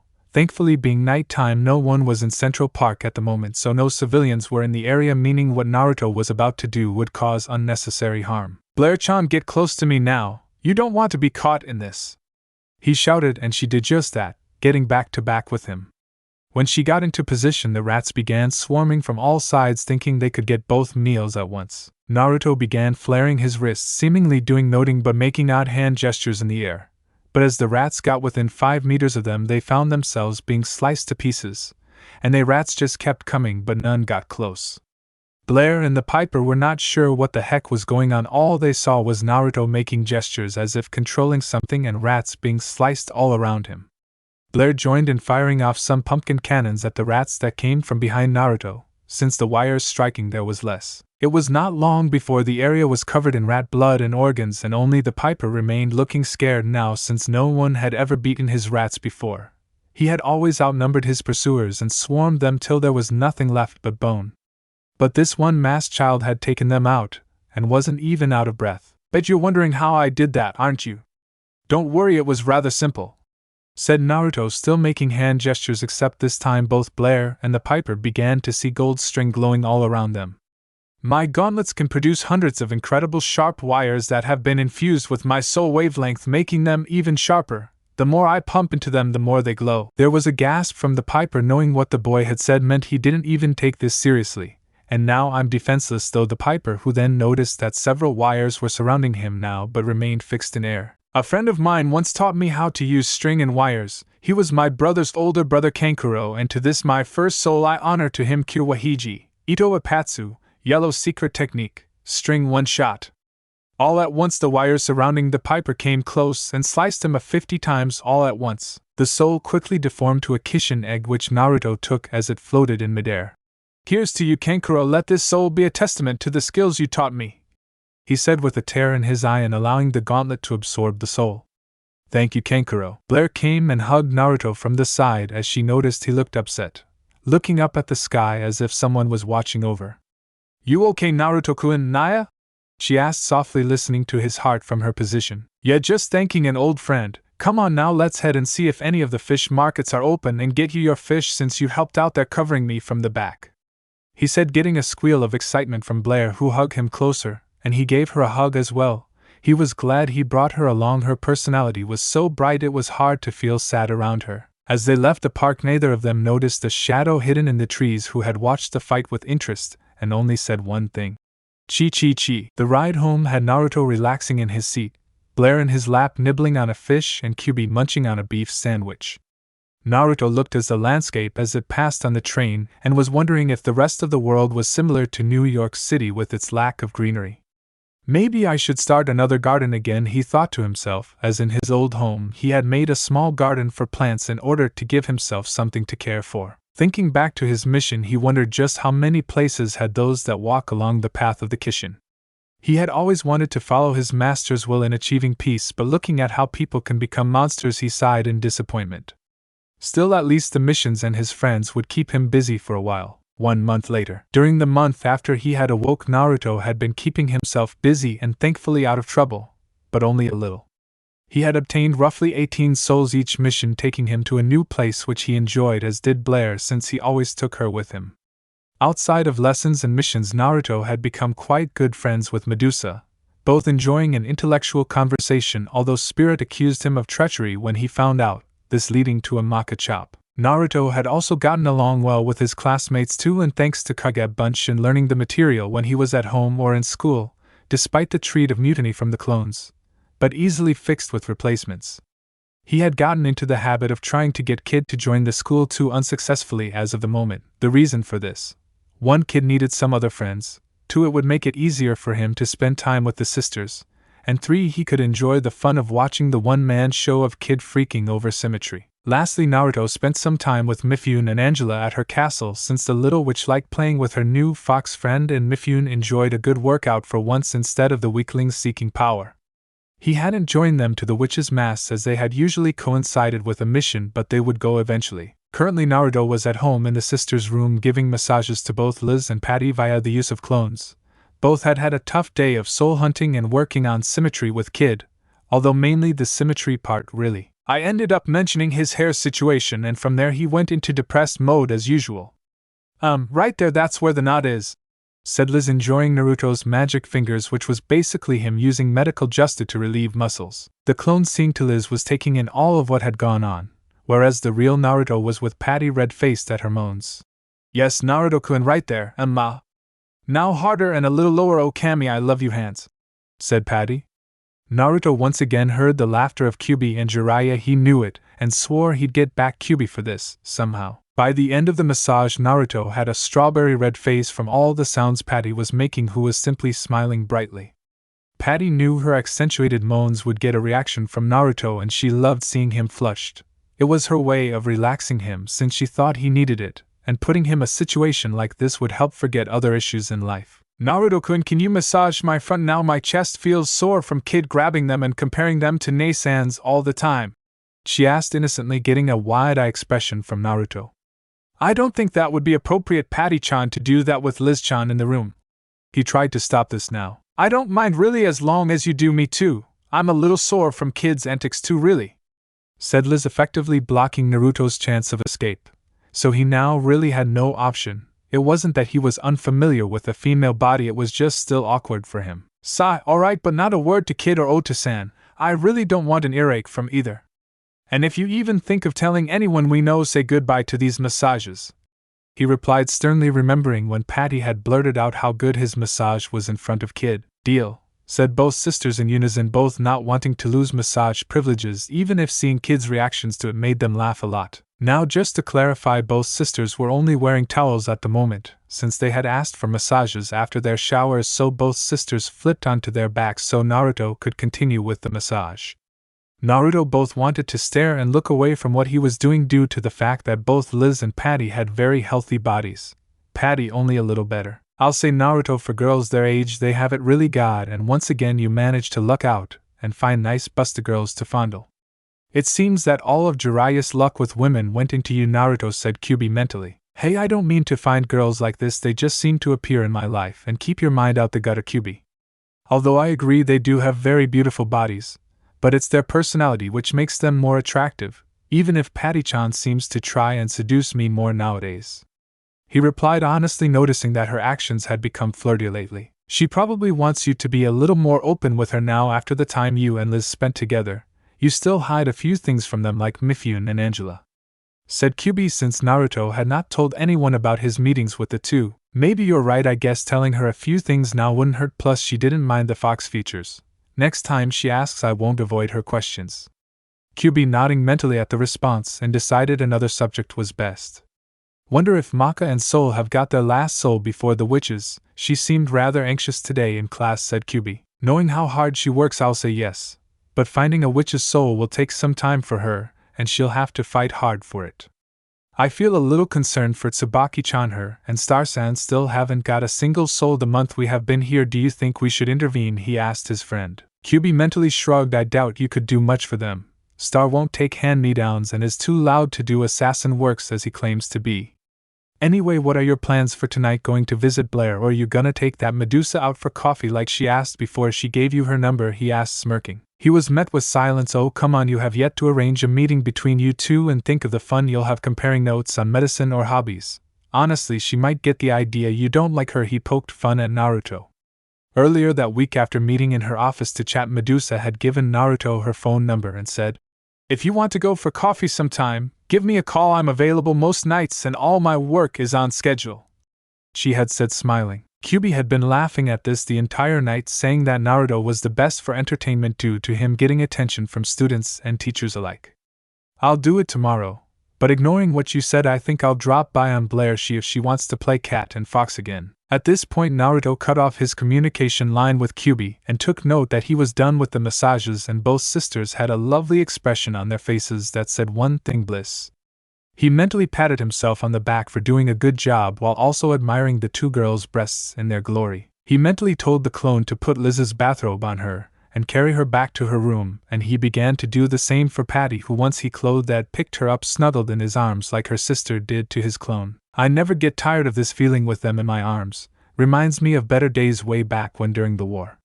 The girls I know here are so different from all of them, but also similar in a couple ways, he thought to himself, as he hugged Patty closer to him. Patty hugged Naruto more too, muttering, "Naruto-kun, thank you." He smiled at this as he put them both into their rooms, before turning to leave the room only to have Patty grab his hand. He knew the girl had an iron grip since she practiced using her sister's weapon form from time to time, so he ID'd the only thing that would make her let go. He pulled down his mask to give her a kiss on the head and whispering to her to let go. It worked as he felt her grip loosen. His now free hand brushed some hairs from her face before leaving the room. As he walked through the hall, he saw a kid with a tape measure staring at a painting. "Hey kid, I'm meeting a friend and the girls are in bed. I won't be long," he said to the Shinigami, who made no sign that he heard except a hand-chewing motion. Changing into fox form, he made his way to Blair's and noticed that one of her windows was broken and wondered if she had been overzealous with her powers again. He climbed the tree opposite to the window and jumped through to see something he didn't expect: Maka and Soul standing off to Blair in human form. He inwardly cursed, realizing that Blair had been suspected of being a witch, so it was only logical that those two would be after her soul since they had the required number of souls. Shifting his fox size, he jumped in front of Blair, shocking the students since neither had ever seen a fox his size. He growled at the two and trying to get them to back off. "Maka, where did this fox come from and why is it so big?" asked the weapon. "I don't know, Soul, but it seems protective of that Blair woman," she said, irritated from Soul's behavior around the woman and grimacing about her own body slightly. "Blair, as students of Shibuzen, we are going to take your soul to create a death scythe," said Maka, not noticing Blair chanting, "Pum pum pumpkin." Sooner than they expected, she launched her Halloween cannon and sent the two out of her house. Seeing as both of them were gone, Naruto shifted back into human form. "You alright, Blair-chan?" he asked with concern, only to have said girl hug him. "It's okay, Naruto-kun. Blair is alright. Don't worry about Blair, Naya." He returned the hug, happy to hear her say it. Honestly, when he saw his toe classmates, he was scared of what could happen to her. He had flashes of when he lost some of his loves before. "Blair-chan, if those two come looking again, take the blade I gave you and call out to me, okay? I think those two believe you're a witch and are at the stage where they need a witch's soul to change the weapon into a death scythe," he said to Blair, who nodded, trusting Naruto. "Blair will do it, but Blair hates when she gets called a witch. Blair's just a cat with powers and sometimes Blair wishes she didn't have them, Naya," she said with a slightly angry voice. Thankfully, Naruto knew where she was coming from, being given a power without asked and looked down upon for it, and given a label too. He rubbed her back to calm her down before she blasted the house as she did from time to time when angry. "I think I have an idea on how to deal with them, Blair-chan, but it might take a couple days to get ready, but I have a way to let them learn a lesson that not all is what it seems and that a wrong judgment can make a big difference," he said as he came out of the embrace and pulled down his mask for Blair.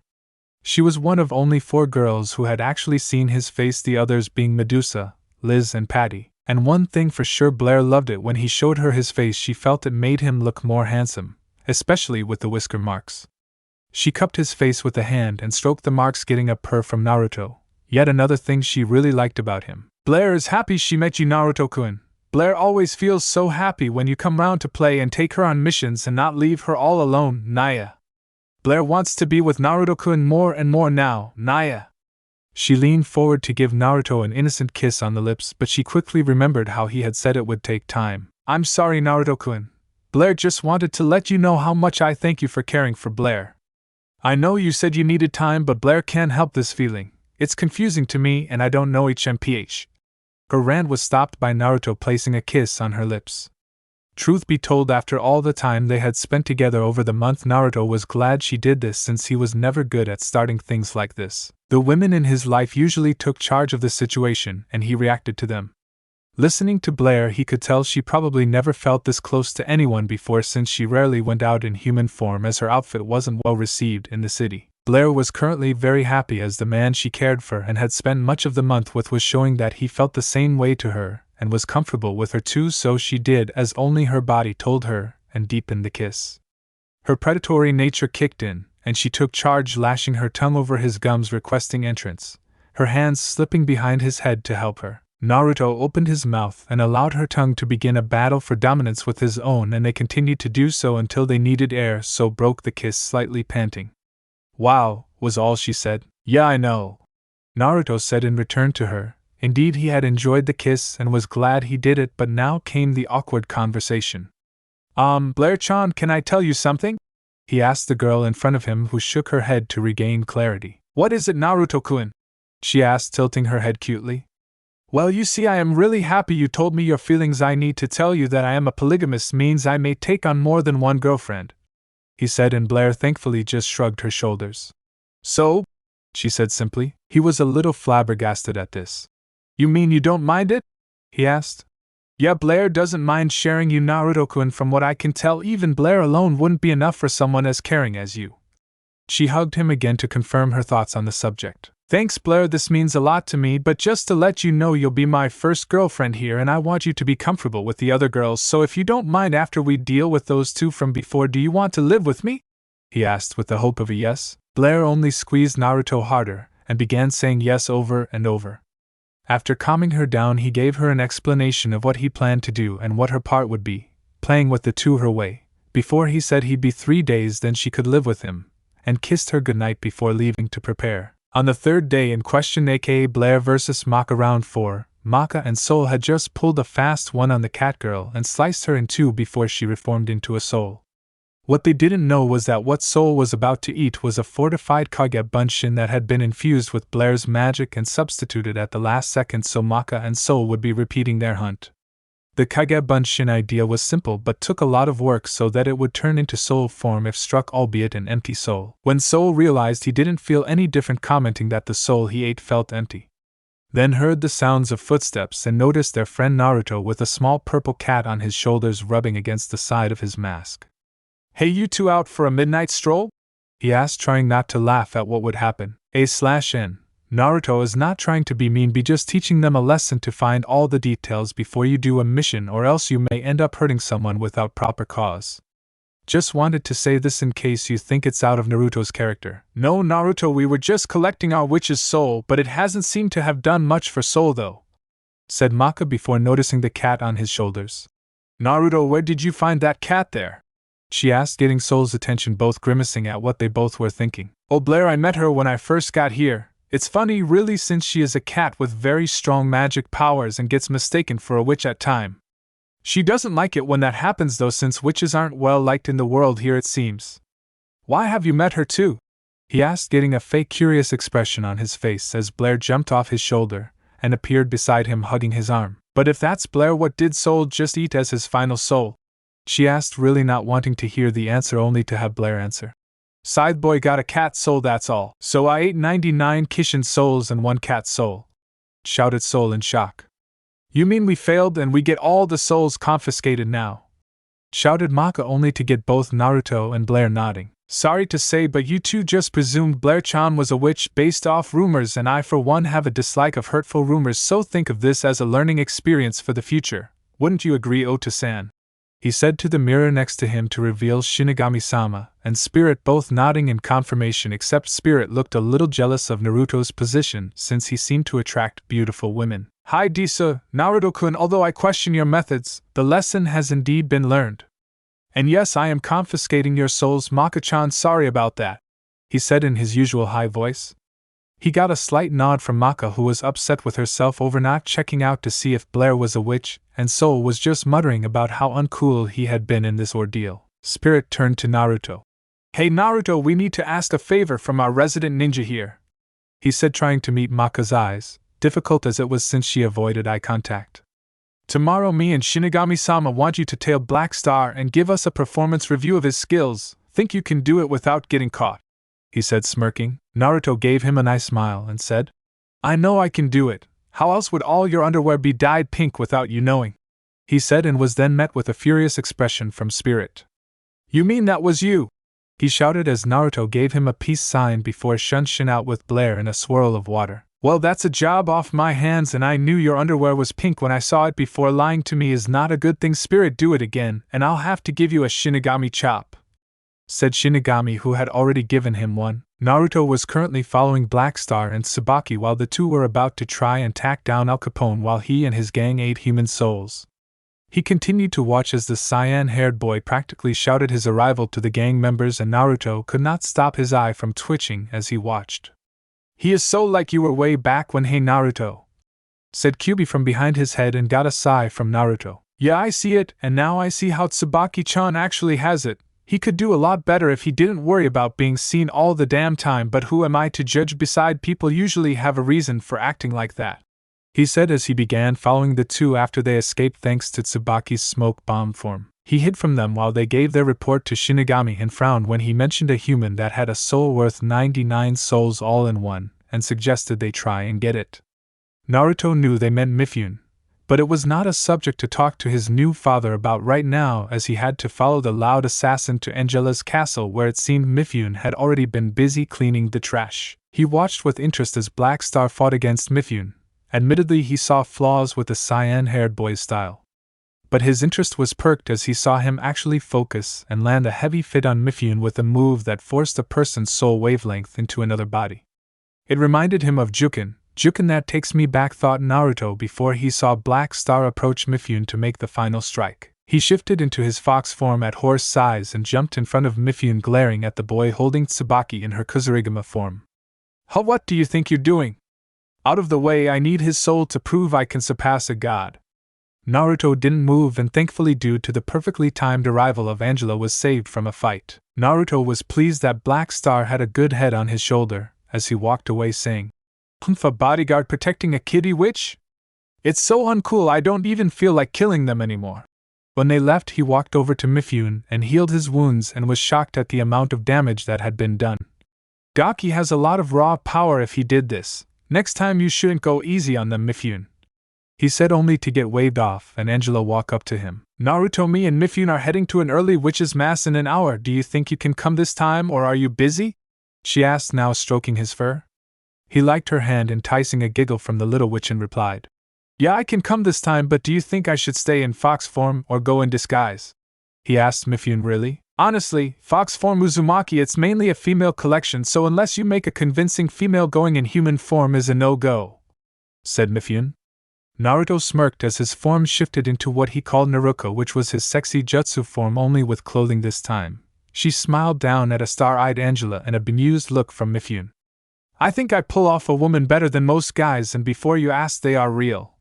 Cupping her C-cup breasts and lifting them a couple times, only getting a shake of the head from Mifune at his friend's antics. Arriving at the secret hiding place of the witches' mass, Naruto looked round to see quite a number of witches round the hall, and Mifune was right. Currently Mifune was the only male in the room and was glad he was in his current form. He began feeling a familiar feeling and turned around to see Kim alongside her partner Jacqueline, both trying to hide their faces with hooded cloaks. He noticed that Kim wore a face that said, "I don't want to be here," further advancing his opinion that not all witches are the same. Neither girl paid any mind to Naruto, picturing Tifa's Advent children clothes, and walked past her, only giving a nod of recognition to Angela. Although two other women began making their way to Naruto, who was still standing next to Angela riding on Mifyun's shoulders. The first was a young-looking woman of rather modest build with long, straight, silvery hair and a narrow mouth, accentuated by a prominent black circle at each end, resembling the air sacs on a frog's mouth. Her attire consisted of a thigh-length black dress with a white polka dot pattern over what appears to be a dark gray blouse, black pants, and knee-high white boots. Arguably the most obtrusive characteristic of her appearance was her distinctive orange hat with a frog-like face, the other whose form is concealed under a rather large black cloak, embellished with numerous vertical white stripes around its exterior and white lining, which extended from around the nose downwards until reaching the ground. What little that is displayed of her face depicts her with narrow closed eyes, buck teeth, and short pink hair that frames either side of her face. Her hat had a mice theme, featuring two curved extensions from the brim forming ears and rounded eyes, while the peak acts as the mouse's nose. "Who are you, or what are you doing here?" asked the silver-haired girl, crossing her arms looking annoyed. Naruto smiled at her, saying, "I'm just here with my Amito-chan here. Is that a problem?" The girl seemed to scowl more. "Yes, it's a problem. Regular people are not meant to know or be at these masses. We accept the bodyguard there since he is devoted to protecting her, but you, on the other hand." Her speech was cut off as Naruto let her fox ears and one golden tail pop out. "Now what makes you think I am a regular girl? And my name is Naruto Kitsune. What might your names be?" he asked. The girl humphed before answering. "My name is Iruka Frog. My friend here is Mizun. Are you a witch, and if so, why haven't you come before?" She tried to interrogate, but Naruto's smile didn't fade. She changed into her fox form and looked up at both women, Iruka looking like she wanted to hug the small creature while trying to maintain her scowl. She failed miserably. "I'm not a witch, just a fox with magical power. Sorry for the confusion, and nice to meet you both." The little fox bowed her head, and Iruka succumbed to her desire and picked her up, muttering, "Kawaii." Naruto was forced into the girl's breasts that felt like borderline D-cup breasts, and had to hold back a blush despite her fur. After the two witches walked off after a brief chat, with Naruto being able to perfectly understand Mizun, which shocked Iruka, both walked away, and Naruto hopped up on Angela's head and got comfy as he watched the proceedings of the mass. It seemed fairly simple and quick, like some speeches or lessons at school, and before long it was over and Naruto now was back at home and in his room. As he had walked into the room, he had found Blair curled up on a pillow in her cat form, which he found very cute. He was glad at her confession of feelings the day before, and then remembered that he said he'd arrange a meeting for coffee with Medusa and quickly dialed the number she gave him. "Medusa-san, I was just calling to see if that invitation for coffee was still open," he asked on the phone. "Of course, Naruto. I finally find some time in your busy schedule for me now, did you?" she asked with humor in her voice. "Yes, actually I did indeed. Besides, who wouldn't want to go out for coffee with you? So you busy this weekend?" he said, keeping up with her banter. "Indeed I am. How about we meet at that nice place of Scythe Road at noon this Saturday?" she suggested. Naruto smiled, knowing the place. "Sure thing, and wear something nice. I'd like to see you out of that nurse's coat once in a while, you know." He heard her giggle over the phone. "Oh, Naruto, so bold. I hope you haven't spent too much time with Spirit-san," he scoffed at her remark. "Oh God, no, Medusa just want you wear something else so I can make him jealous if he walks on by," he said, laughing while he imagined his face. That would be a good thing to see, so I think I will wear something nice for our date then." She emphasized the word date over the phone, causing Naruto to blush before he finished the phone call and sat next to Blair on the bed. Said cat felt the bed move and woke up slowly. "Naruto-kun," she mumbled, wiping a paw across her eyes. He picked her up and held her to his chest, which she immediately snuggled into. "Sorry if I woke you, Blair-chan. Did you have a nice sleep in your new bed?" he asked as he stroked her head. "Blair was fine. Your bed is comfy, Naruto-kun. Did you do anything fun today, and who were you talking to when you came in?" she asked, tilting her head, looking more cute. He smiled down at her. "Just someone who might like me like you do, so I'm meeting her for coffee this weekend. You are okay with this, right?" he questioned, only to have her nod and smile back at him. "Well, today Oto-san had me following a rather loud student who can't seem to get any souls for his partner. From what I saw, he has the skill to do it, but his personality clashes with his skill level. He tried to go after Mifyun-san and fought quite well, and later on we went to the witches' mass where I met a couple of witches who seemed quite nice. But I can tell you more later, Blair-chan. It's about time to play today's song." He got up from the bed and still holding Blair he used Shunshin to arrive on top of the academy. Naruto had continued to play on the roof of the academy as when he played there the whole of Death City could hear, and it had turned out Blair had a good vocal range for some tunes he played. Kyuubi came out of his back and materialized his keys in front of him. Blair shifted into human form and stood next to Naruto as he materialized his violin. They planned ahead what song they would play, so Kyuubi and Naruto started playing first, then Blair began singing La Sola, Fate/Stay Night, Do Not Own. The city was once again treated to the sounds of their music. Even though playing at times was a good hobby for Naruto, he couldn't help if it still made him remember the war and how he lost his previous loves. Flashback 1000 years ago. Cheyenne, please stay with me, he shouted with tears streaming from his eyes as his wife lay on the ground coughing blood from the massive wound in her side from the controlled Zabuza. The white-haired woman looked at her husband with tears in her own eyes. She knew she wouldn't make it. Sorry Naruto-kun, this time you can't save me, but I am glad for the time we spent together, she said, her breathing shaky and her skin becoming paler by the minute. Why do I have to lose you, Kami? I love you and the others. Why do I have to watch you die and not be able to do anything? Damn it, damn that Kabuto for using the dead like this. His fist breaking the ground where he hit. Naruto-kun, when you first saved me, you gave me the hope that fate and the future can be changed, and even now I believe that and know that I will always love you. My only regret was not being able to give you what you truly wanted, a child to love so that you could have the joy of fatherhood. She coughed up a lot of blood. For that, Naruto-kun, I'm sorry, and please don't live alone. When I'm gone, the others will take care of you. Goodbye, my love. With that, Cheyenne closed her eyes as she then lied there lifeless, her hands still in Naruto's grip as he let out a scream in sorrow. It was on this day that Cheyenne Uzumaki Namake's second wife of Naruto had died. Flashback and tears once again fell from his eyes as the memory played in his mind. Cheyenne had been strong-willed, but she wasn't a ninja, so was the first target of the enemy forces. He remembered the look on the revived Zabuza's face when he stuck his blade in her side, true sorrow for what he'd done to the girl and to Naruto. Naruto had helped him move on and release the hold of Edo Tensei before seeing to her last moments. As they finished playing, he let himself cry for Cheyenne. It had only been a month, and back then he barely had the luxury of mourning their passing due to the war, so now he could freely do so. Blair took note of his distress and hugged him from the front. She put a hand behind his back and one into his hair as she just held him. Sometimes I miss them, Blair-chan, and blame myself for their deaths. I was so helpless to save any of them. All my strength, and I couldn't protect what was precious. I wonder if I even had the right to be Hokage after the war, since I failed at my first duty.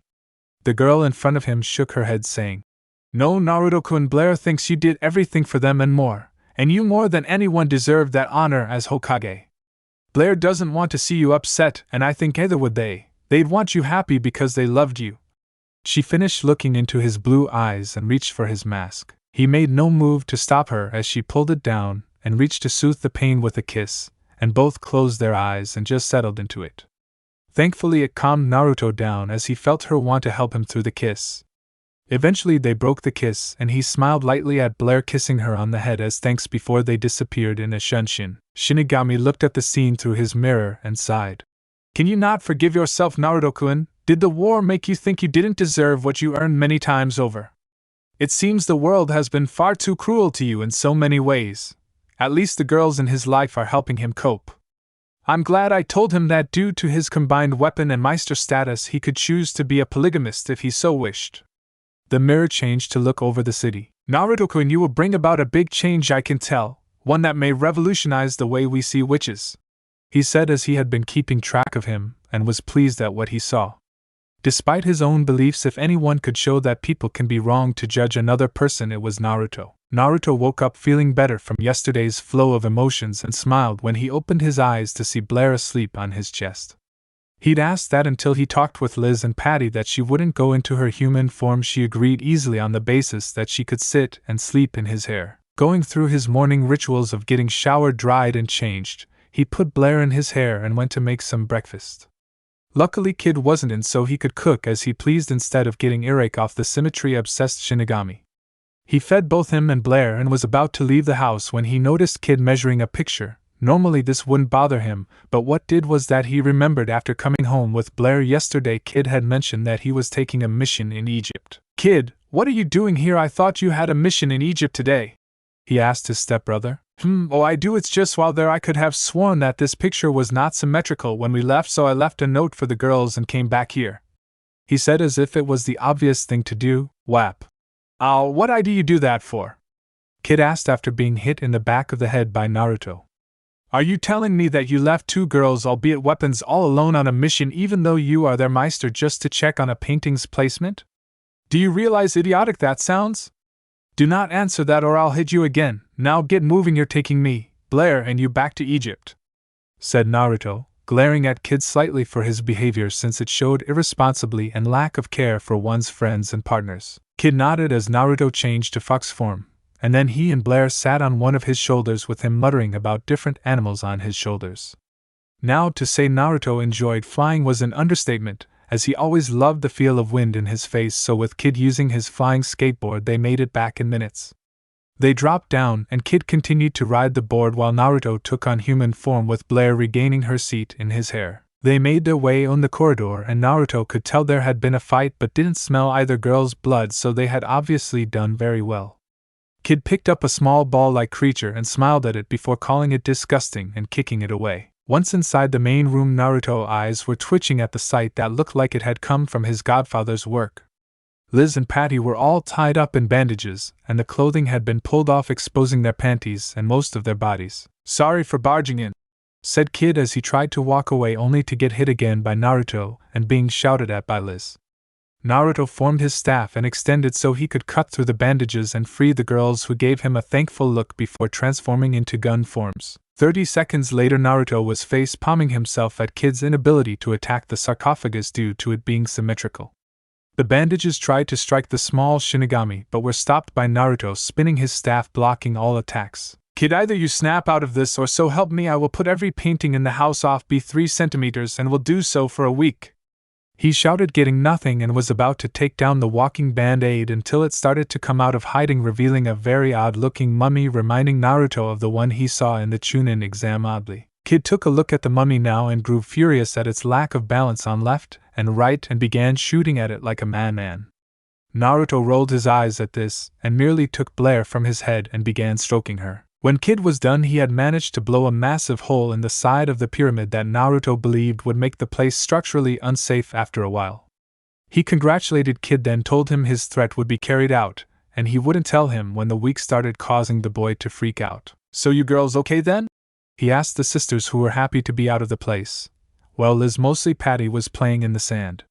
"Yeah, and thanks for defending Kid back there. I know he's annoying when it comes to his obsessiveness, but it's who he is and we look after each other," said Liz. "You're right, I just find it irritating that he left you both on your own like that. I don't want anything to happen to you or Patty-chan because I care for you both like Blair-chan here," he said, gesturing to his furry friend in his arms, who smiled at the girl. "Also, me and Patty-chan have something serious to discuss when we get back home. Hopefully it will back all 3 of us happy," he said, getting a confused look from Liz and a raised eyebrow from Patty. Patty got up and walked over to Naruto, looking at the cat. "Can I hold her, Naruto-kun? She looks so cute," she asked, and Naruto looked at Blair, who gave a nod, to which he passed her into her arms, and she began petting her.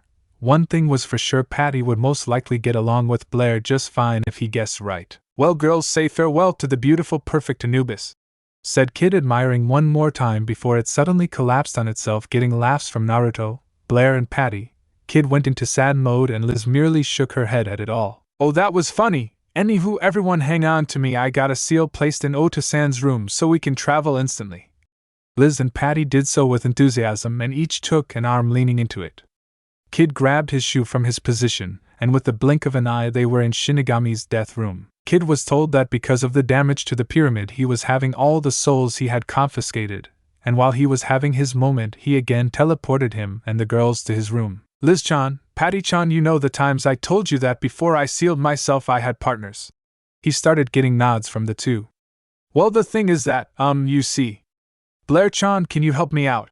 he asked the cat in Patty's arms, who jumped out and transformed to her female form with clothes, shocking Liz and getting a smile from Patty, who figured out where this was going. "Liz-san, Patty-san, what Naruto-kun it trying to say that he was and still is a polygamist, and wondered if you'd go out with him too like Blair is since a couple days ago, Naya. No sooner had she finished was Naruto tackled to the floor by both girls, who pulled down the mask and kissed him on the mouth, Liz being forceful in her kiss and Patty being very passionate in hers. I'll take that as a yes, he said, slightly dazed. Yeah, Naruto-kun, me and Patty talked about it after you told us about your wives before, and we said that you deserved happiness, so we agreed that given the option we would share you with anyone you chose alongside us, said Liz, now allowing Naruto to get to his feet, and Patty hugged his arm. Hi, we were waiting for you, Naruto-kun, and we are happy you wanted to go out with us, but do you think you can handle so many women? She asked somehow innocently. Must be her cute face. He tilted her head and gave her a chaste kiss before saying, Nothing would make me happier, but are you sure you both are okay with me dating other women too? Getting a nod from both. That's that then, and I don't know about you, but I'm a little hungry. How about I do some food for us? There was a collective yeah from all three as they walked to the kitchen so he could get cooking. After going through his morning rituals again, Naruto was about to head for the academy when he saw Liz, Patty and Blair at the front door. He knew why they were there. He lowered his mask and gave them a kiss for goodbye. Blair had said she was going to her new job she had gotten yesterday after they had eaten, as he quickly teleported to the classroom and landed in his seat to find Maka and Soul already there. Morning, Maka-san. Soul-san, you both alright? He greeted. Maka smiled before turning back to her book, and Soul grunted a hello. Why do you always get annoyed at me when I speak when you read but not him, bookworm? Said Soul, annoyed since earlier Maka found Soul to be oversleeping, so dumped a bucket of water on his head to get him up. She slowly closed her book before saying Maka chop, hitting him with the spine of her book. Doesn't matter now, talk, she said as she opened the book and read the book again. Naruto and the now manifested Kyuubi found it humorous how the two acted, but both listened in to Soul's tale of the zombie attacking students. Naruto did remember hearing the rumor as well and wondered what about it was true, as these kind of rumors usually have some truth to them. Before either of them could ask, Soul both groaned as Spirit walked into the room and began staring at Naruto over the stunt he admitted to earlier in the week. Good morning, class. Now let me tell you that I won't be taking attendance since it's a pain and that the bell doesn't say when the class ends. I do, he said, trying to look cool for Maka. Maka could only sweat drop at her father's antics, and Soul shouted, Death Scythe, are you going to be our new homeroom teacher? Spirit shook his head. No, I'm a substitute until someone replaces the one who died. And call me Death Scythe Sensei, idiot. Now I'll take attendance, he said, only to get Soul shouting again. Hey, you said you weren't going to take attendance. Again he shook his head. I'm not doing attendance for the guys, only the ladies. Thud came the sound of Naruto and Kyuubi banging the heads against the desk. Is there a problem, Uzumaki? He asked, only to get the response from both Naruto and his partner, Ero-sensei. With that the class began giggling. I'd be careful, Uzumaki, I might give you detention for that or that stunt you pulled, he said, annoyed at the term he was given. What stunt do you mean? He asked, sounding clueless, getting a giggling Kyuubi and a tick mark on Spirit's head. That reminds me, you Maka and Soul need to see Shinigami-sama in his room. Don't worry about class, shoo. Maka and Soul began making their way out, and Naruto just vanished in a yellow flash, much to the amazement of those who hadn't seen him do it up close. Before long, Maka and Soul were in the death room and were walking down the line of guillotines and had met up with Black Star and Tsubaki before calling Shinigami-sama's number.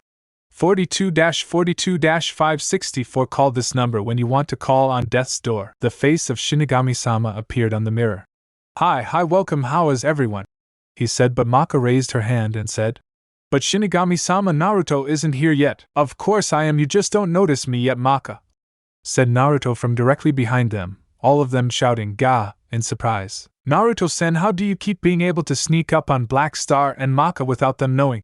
Asked Tsubaki, holding back an annoyed Black Star who looked like he wanted to hit him for upstaging him. Trade secret, Tsubaki-chan, but back to business. What do you need, Ota-san? He said, focusing attention back to the matter at hand.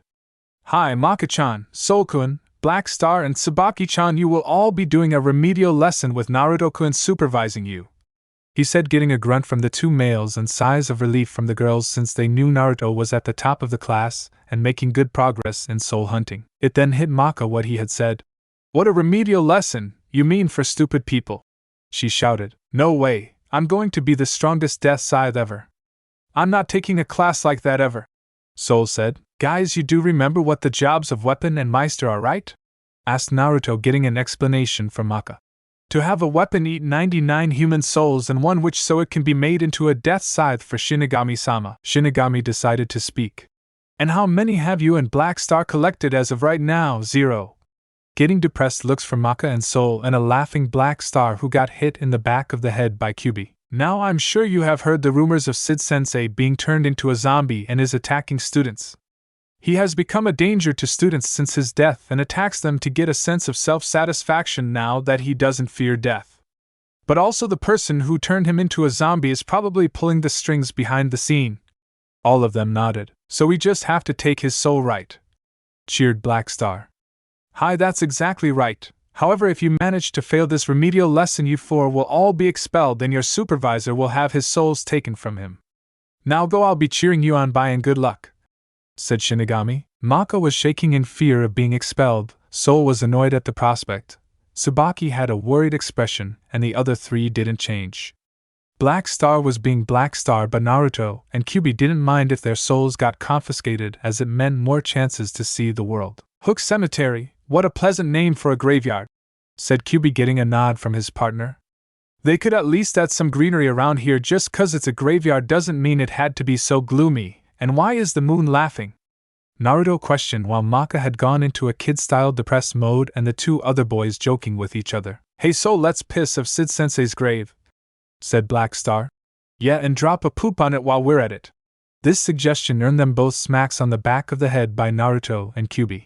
There will be no desecrating the dead's graves while I am here. Honestly, show a little respect like Tsubaki-chan here, said Naruto, getting the girl to blush. Naruto, we are not alone here. I smell moving something, said Kyuubi, getting Naruto to form his side as Kyuubi went back inside the seal.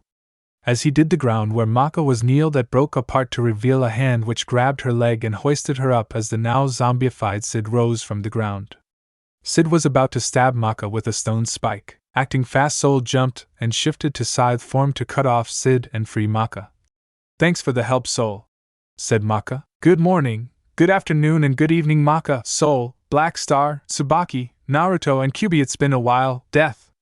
I was the type of man who greeted other properly, he said as he picked up his gravestone and held it at the ready. It's time to start class, and teach you all a lesson you also need, and I was the type of man who started class at the sound of the bell, he said as he began running for the group, only to be cut off by Naruto and his scythe. Naruto, one of the fastest learners I have ever taught, and the most odd. I still remember what you looked like under that mask when you woke up. Now show me how much you improved, said Sid, getting the other to think he's seen under the mask as the two went back and forth with their swinging. A little help would be appreciated, he shouted to the other, breaking out of their thoughts as they joined in trying to overcome and capture Sid, who blocked them all while lecturing the other two.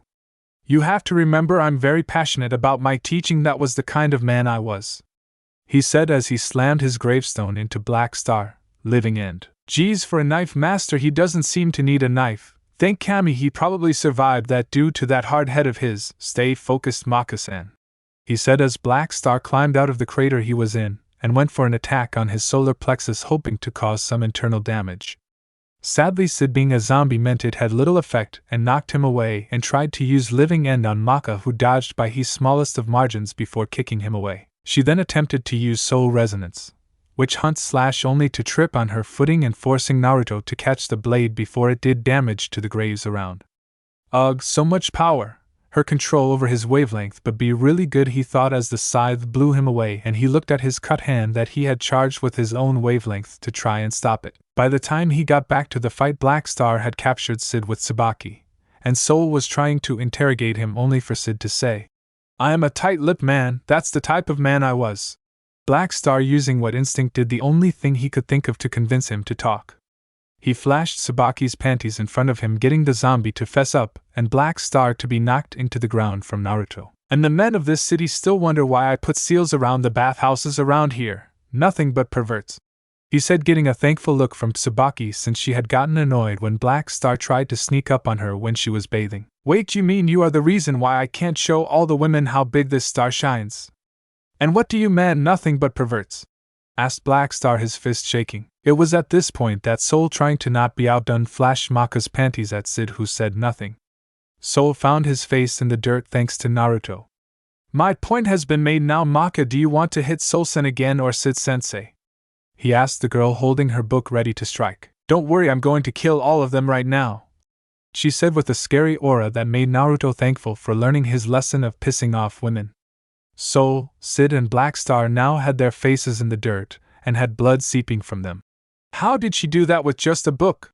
Questioned Kyubi to a wide-eyed Naruto. I don't know or want to know how as long as she doesn't do it to me, but it did get us some info. It was Dr. Frankenstein who lives in the lab just outside Death City. Come on then, Maka-san, Tsubaki-chan, I'll drag the Three Stooges until we get there, said Naruto, now using his string gauntlets to tie up the three men. Chapter end.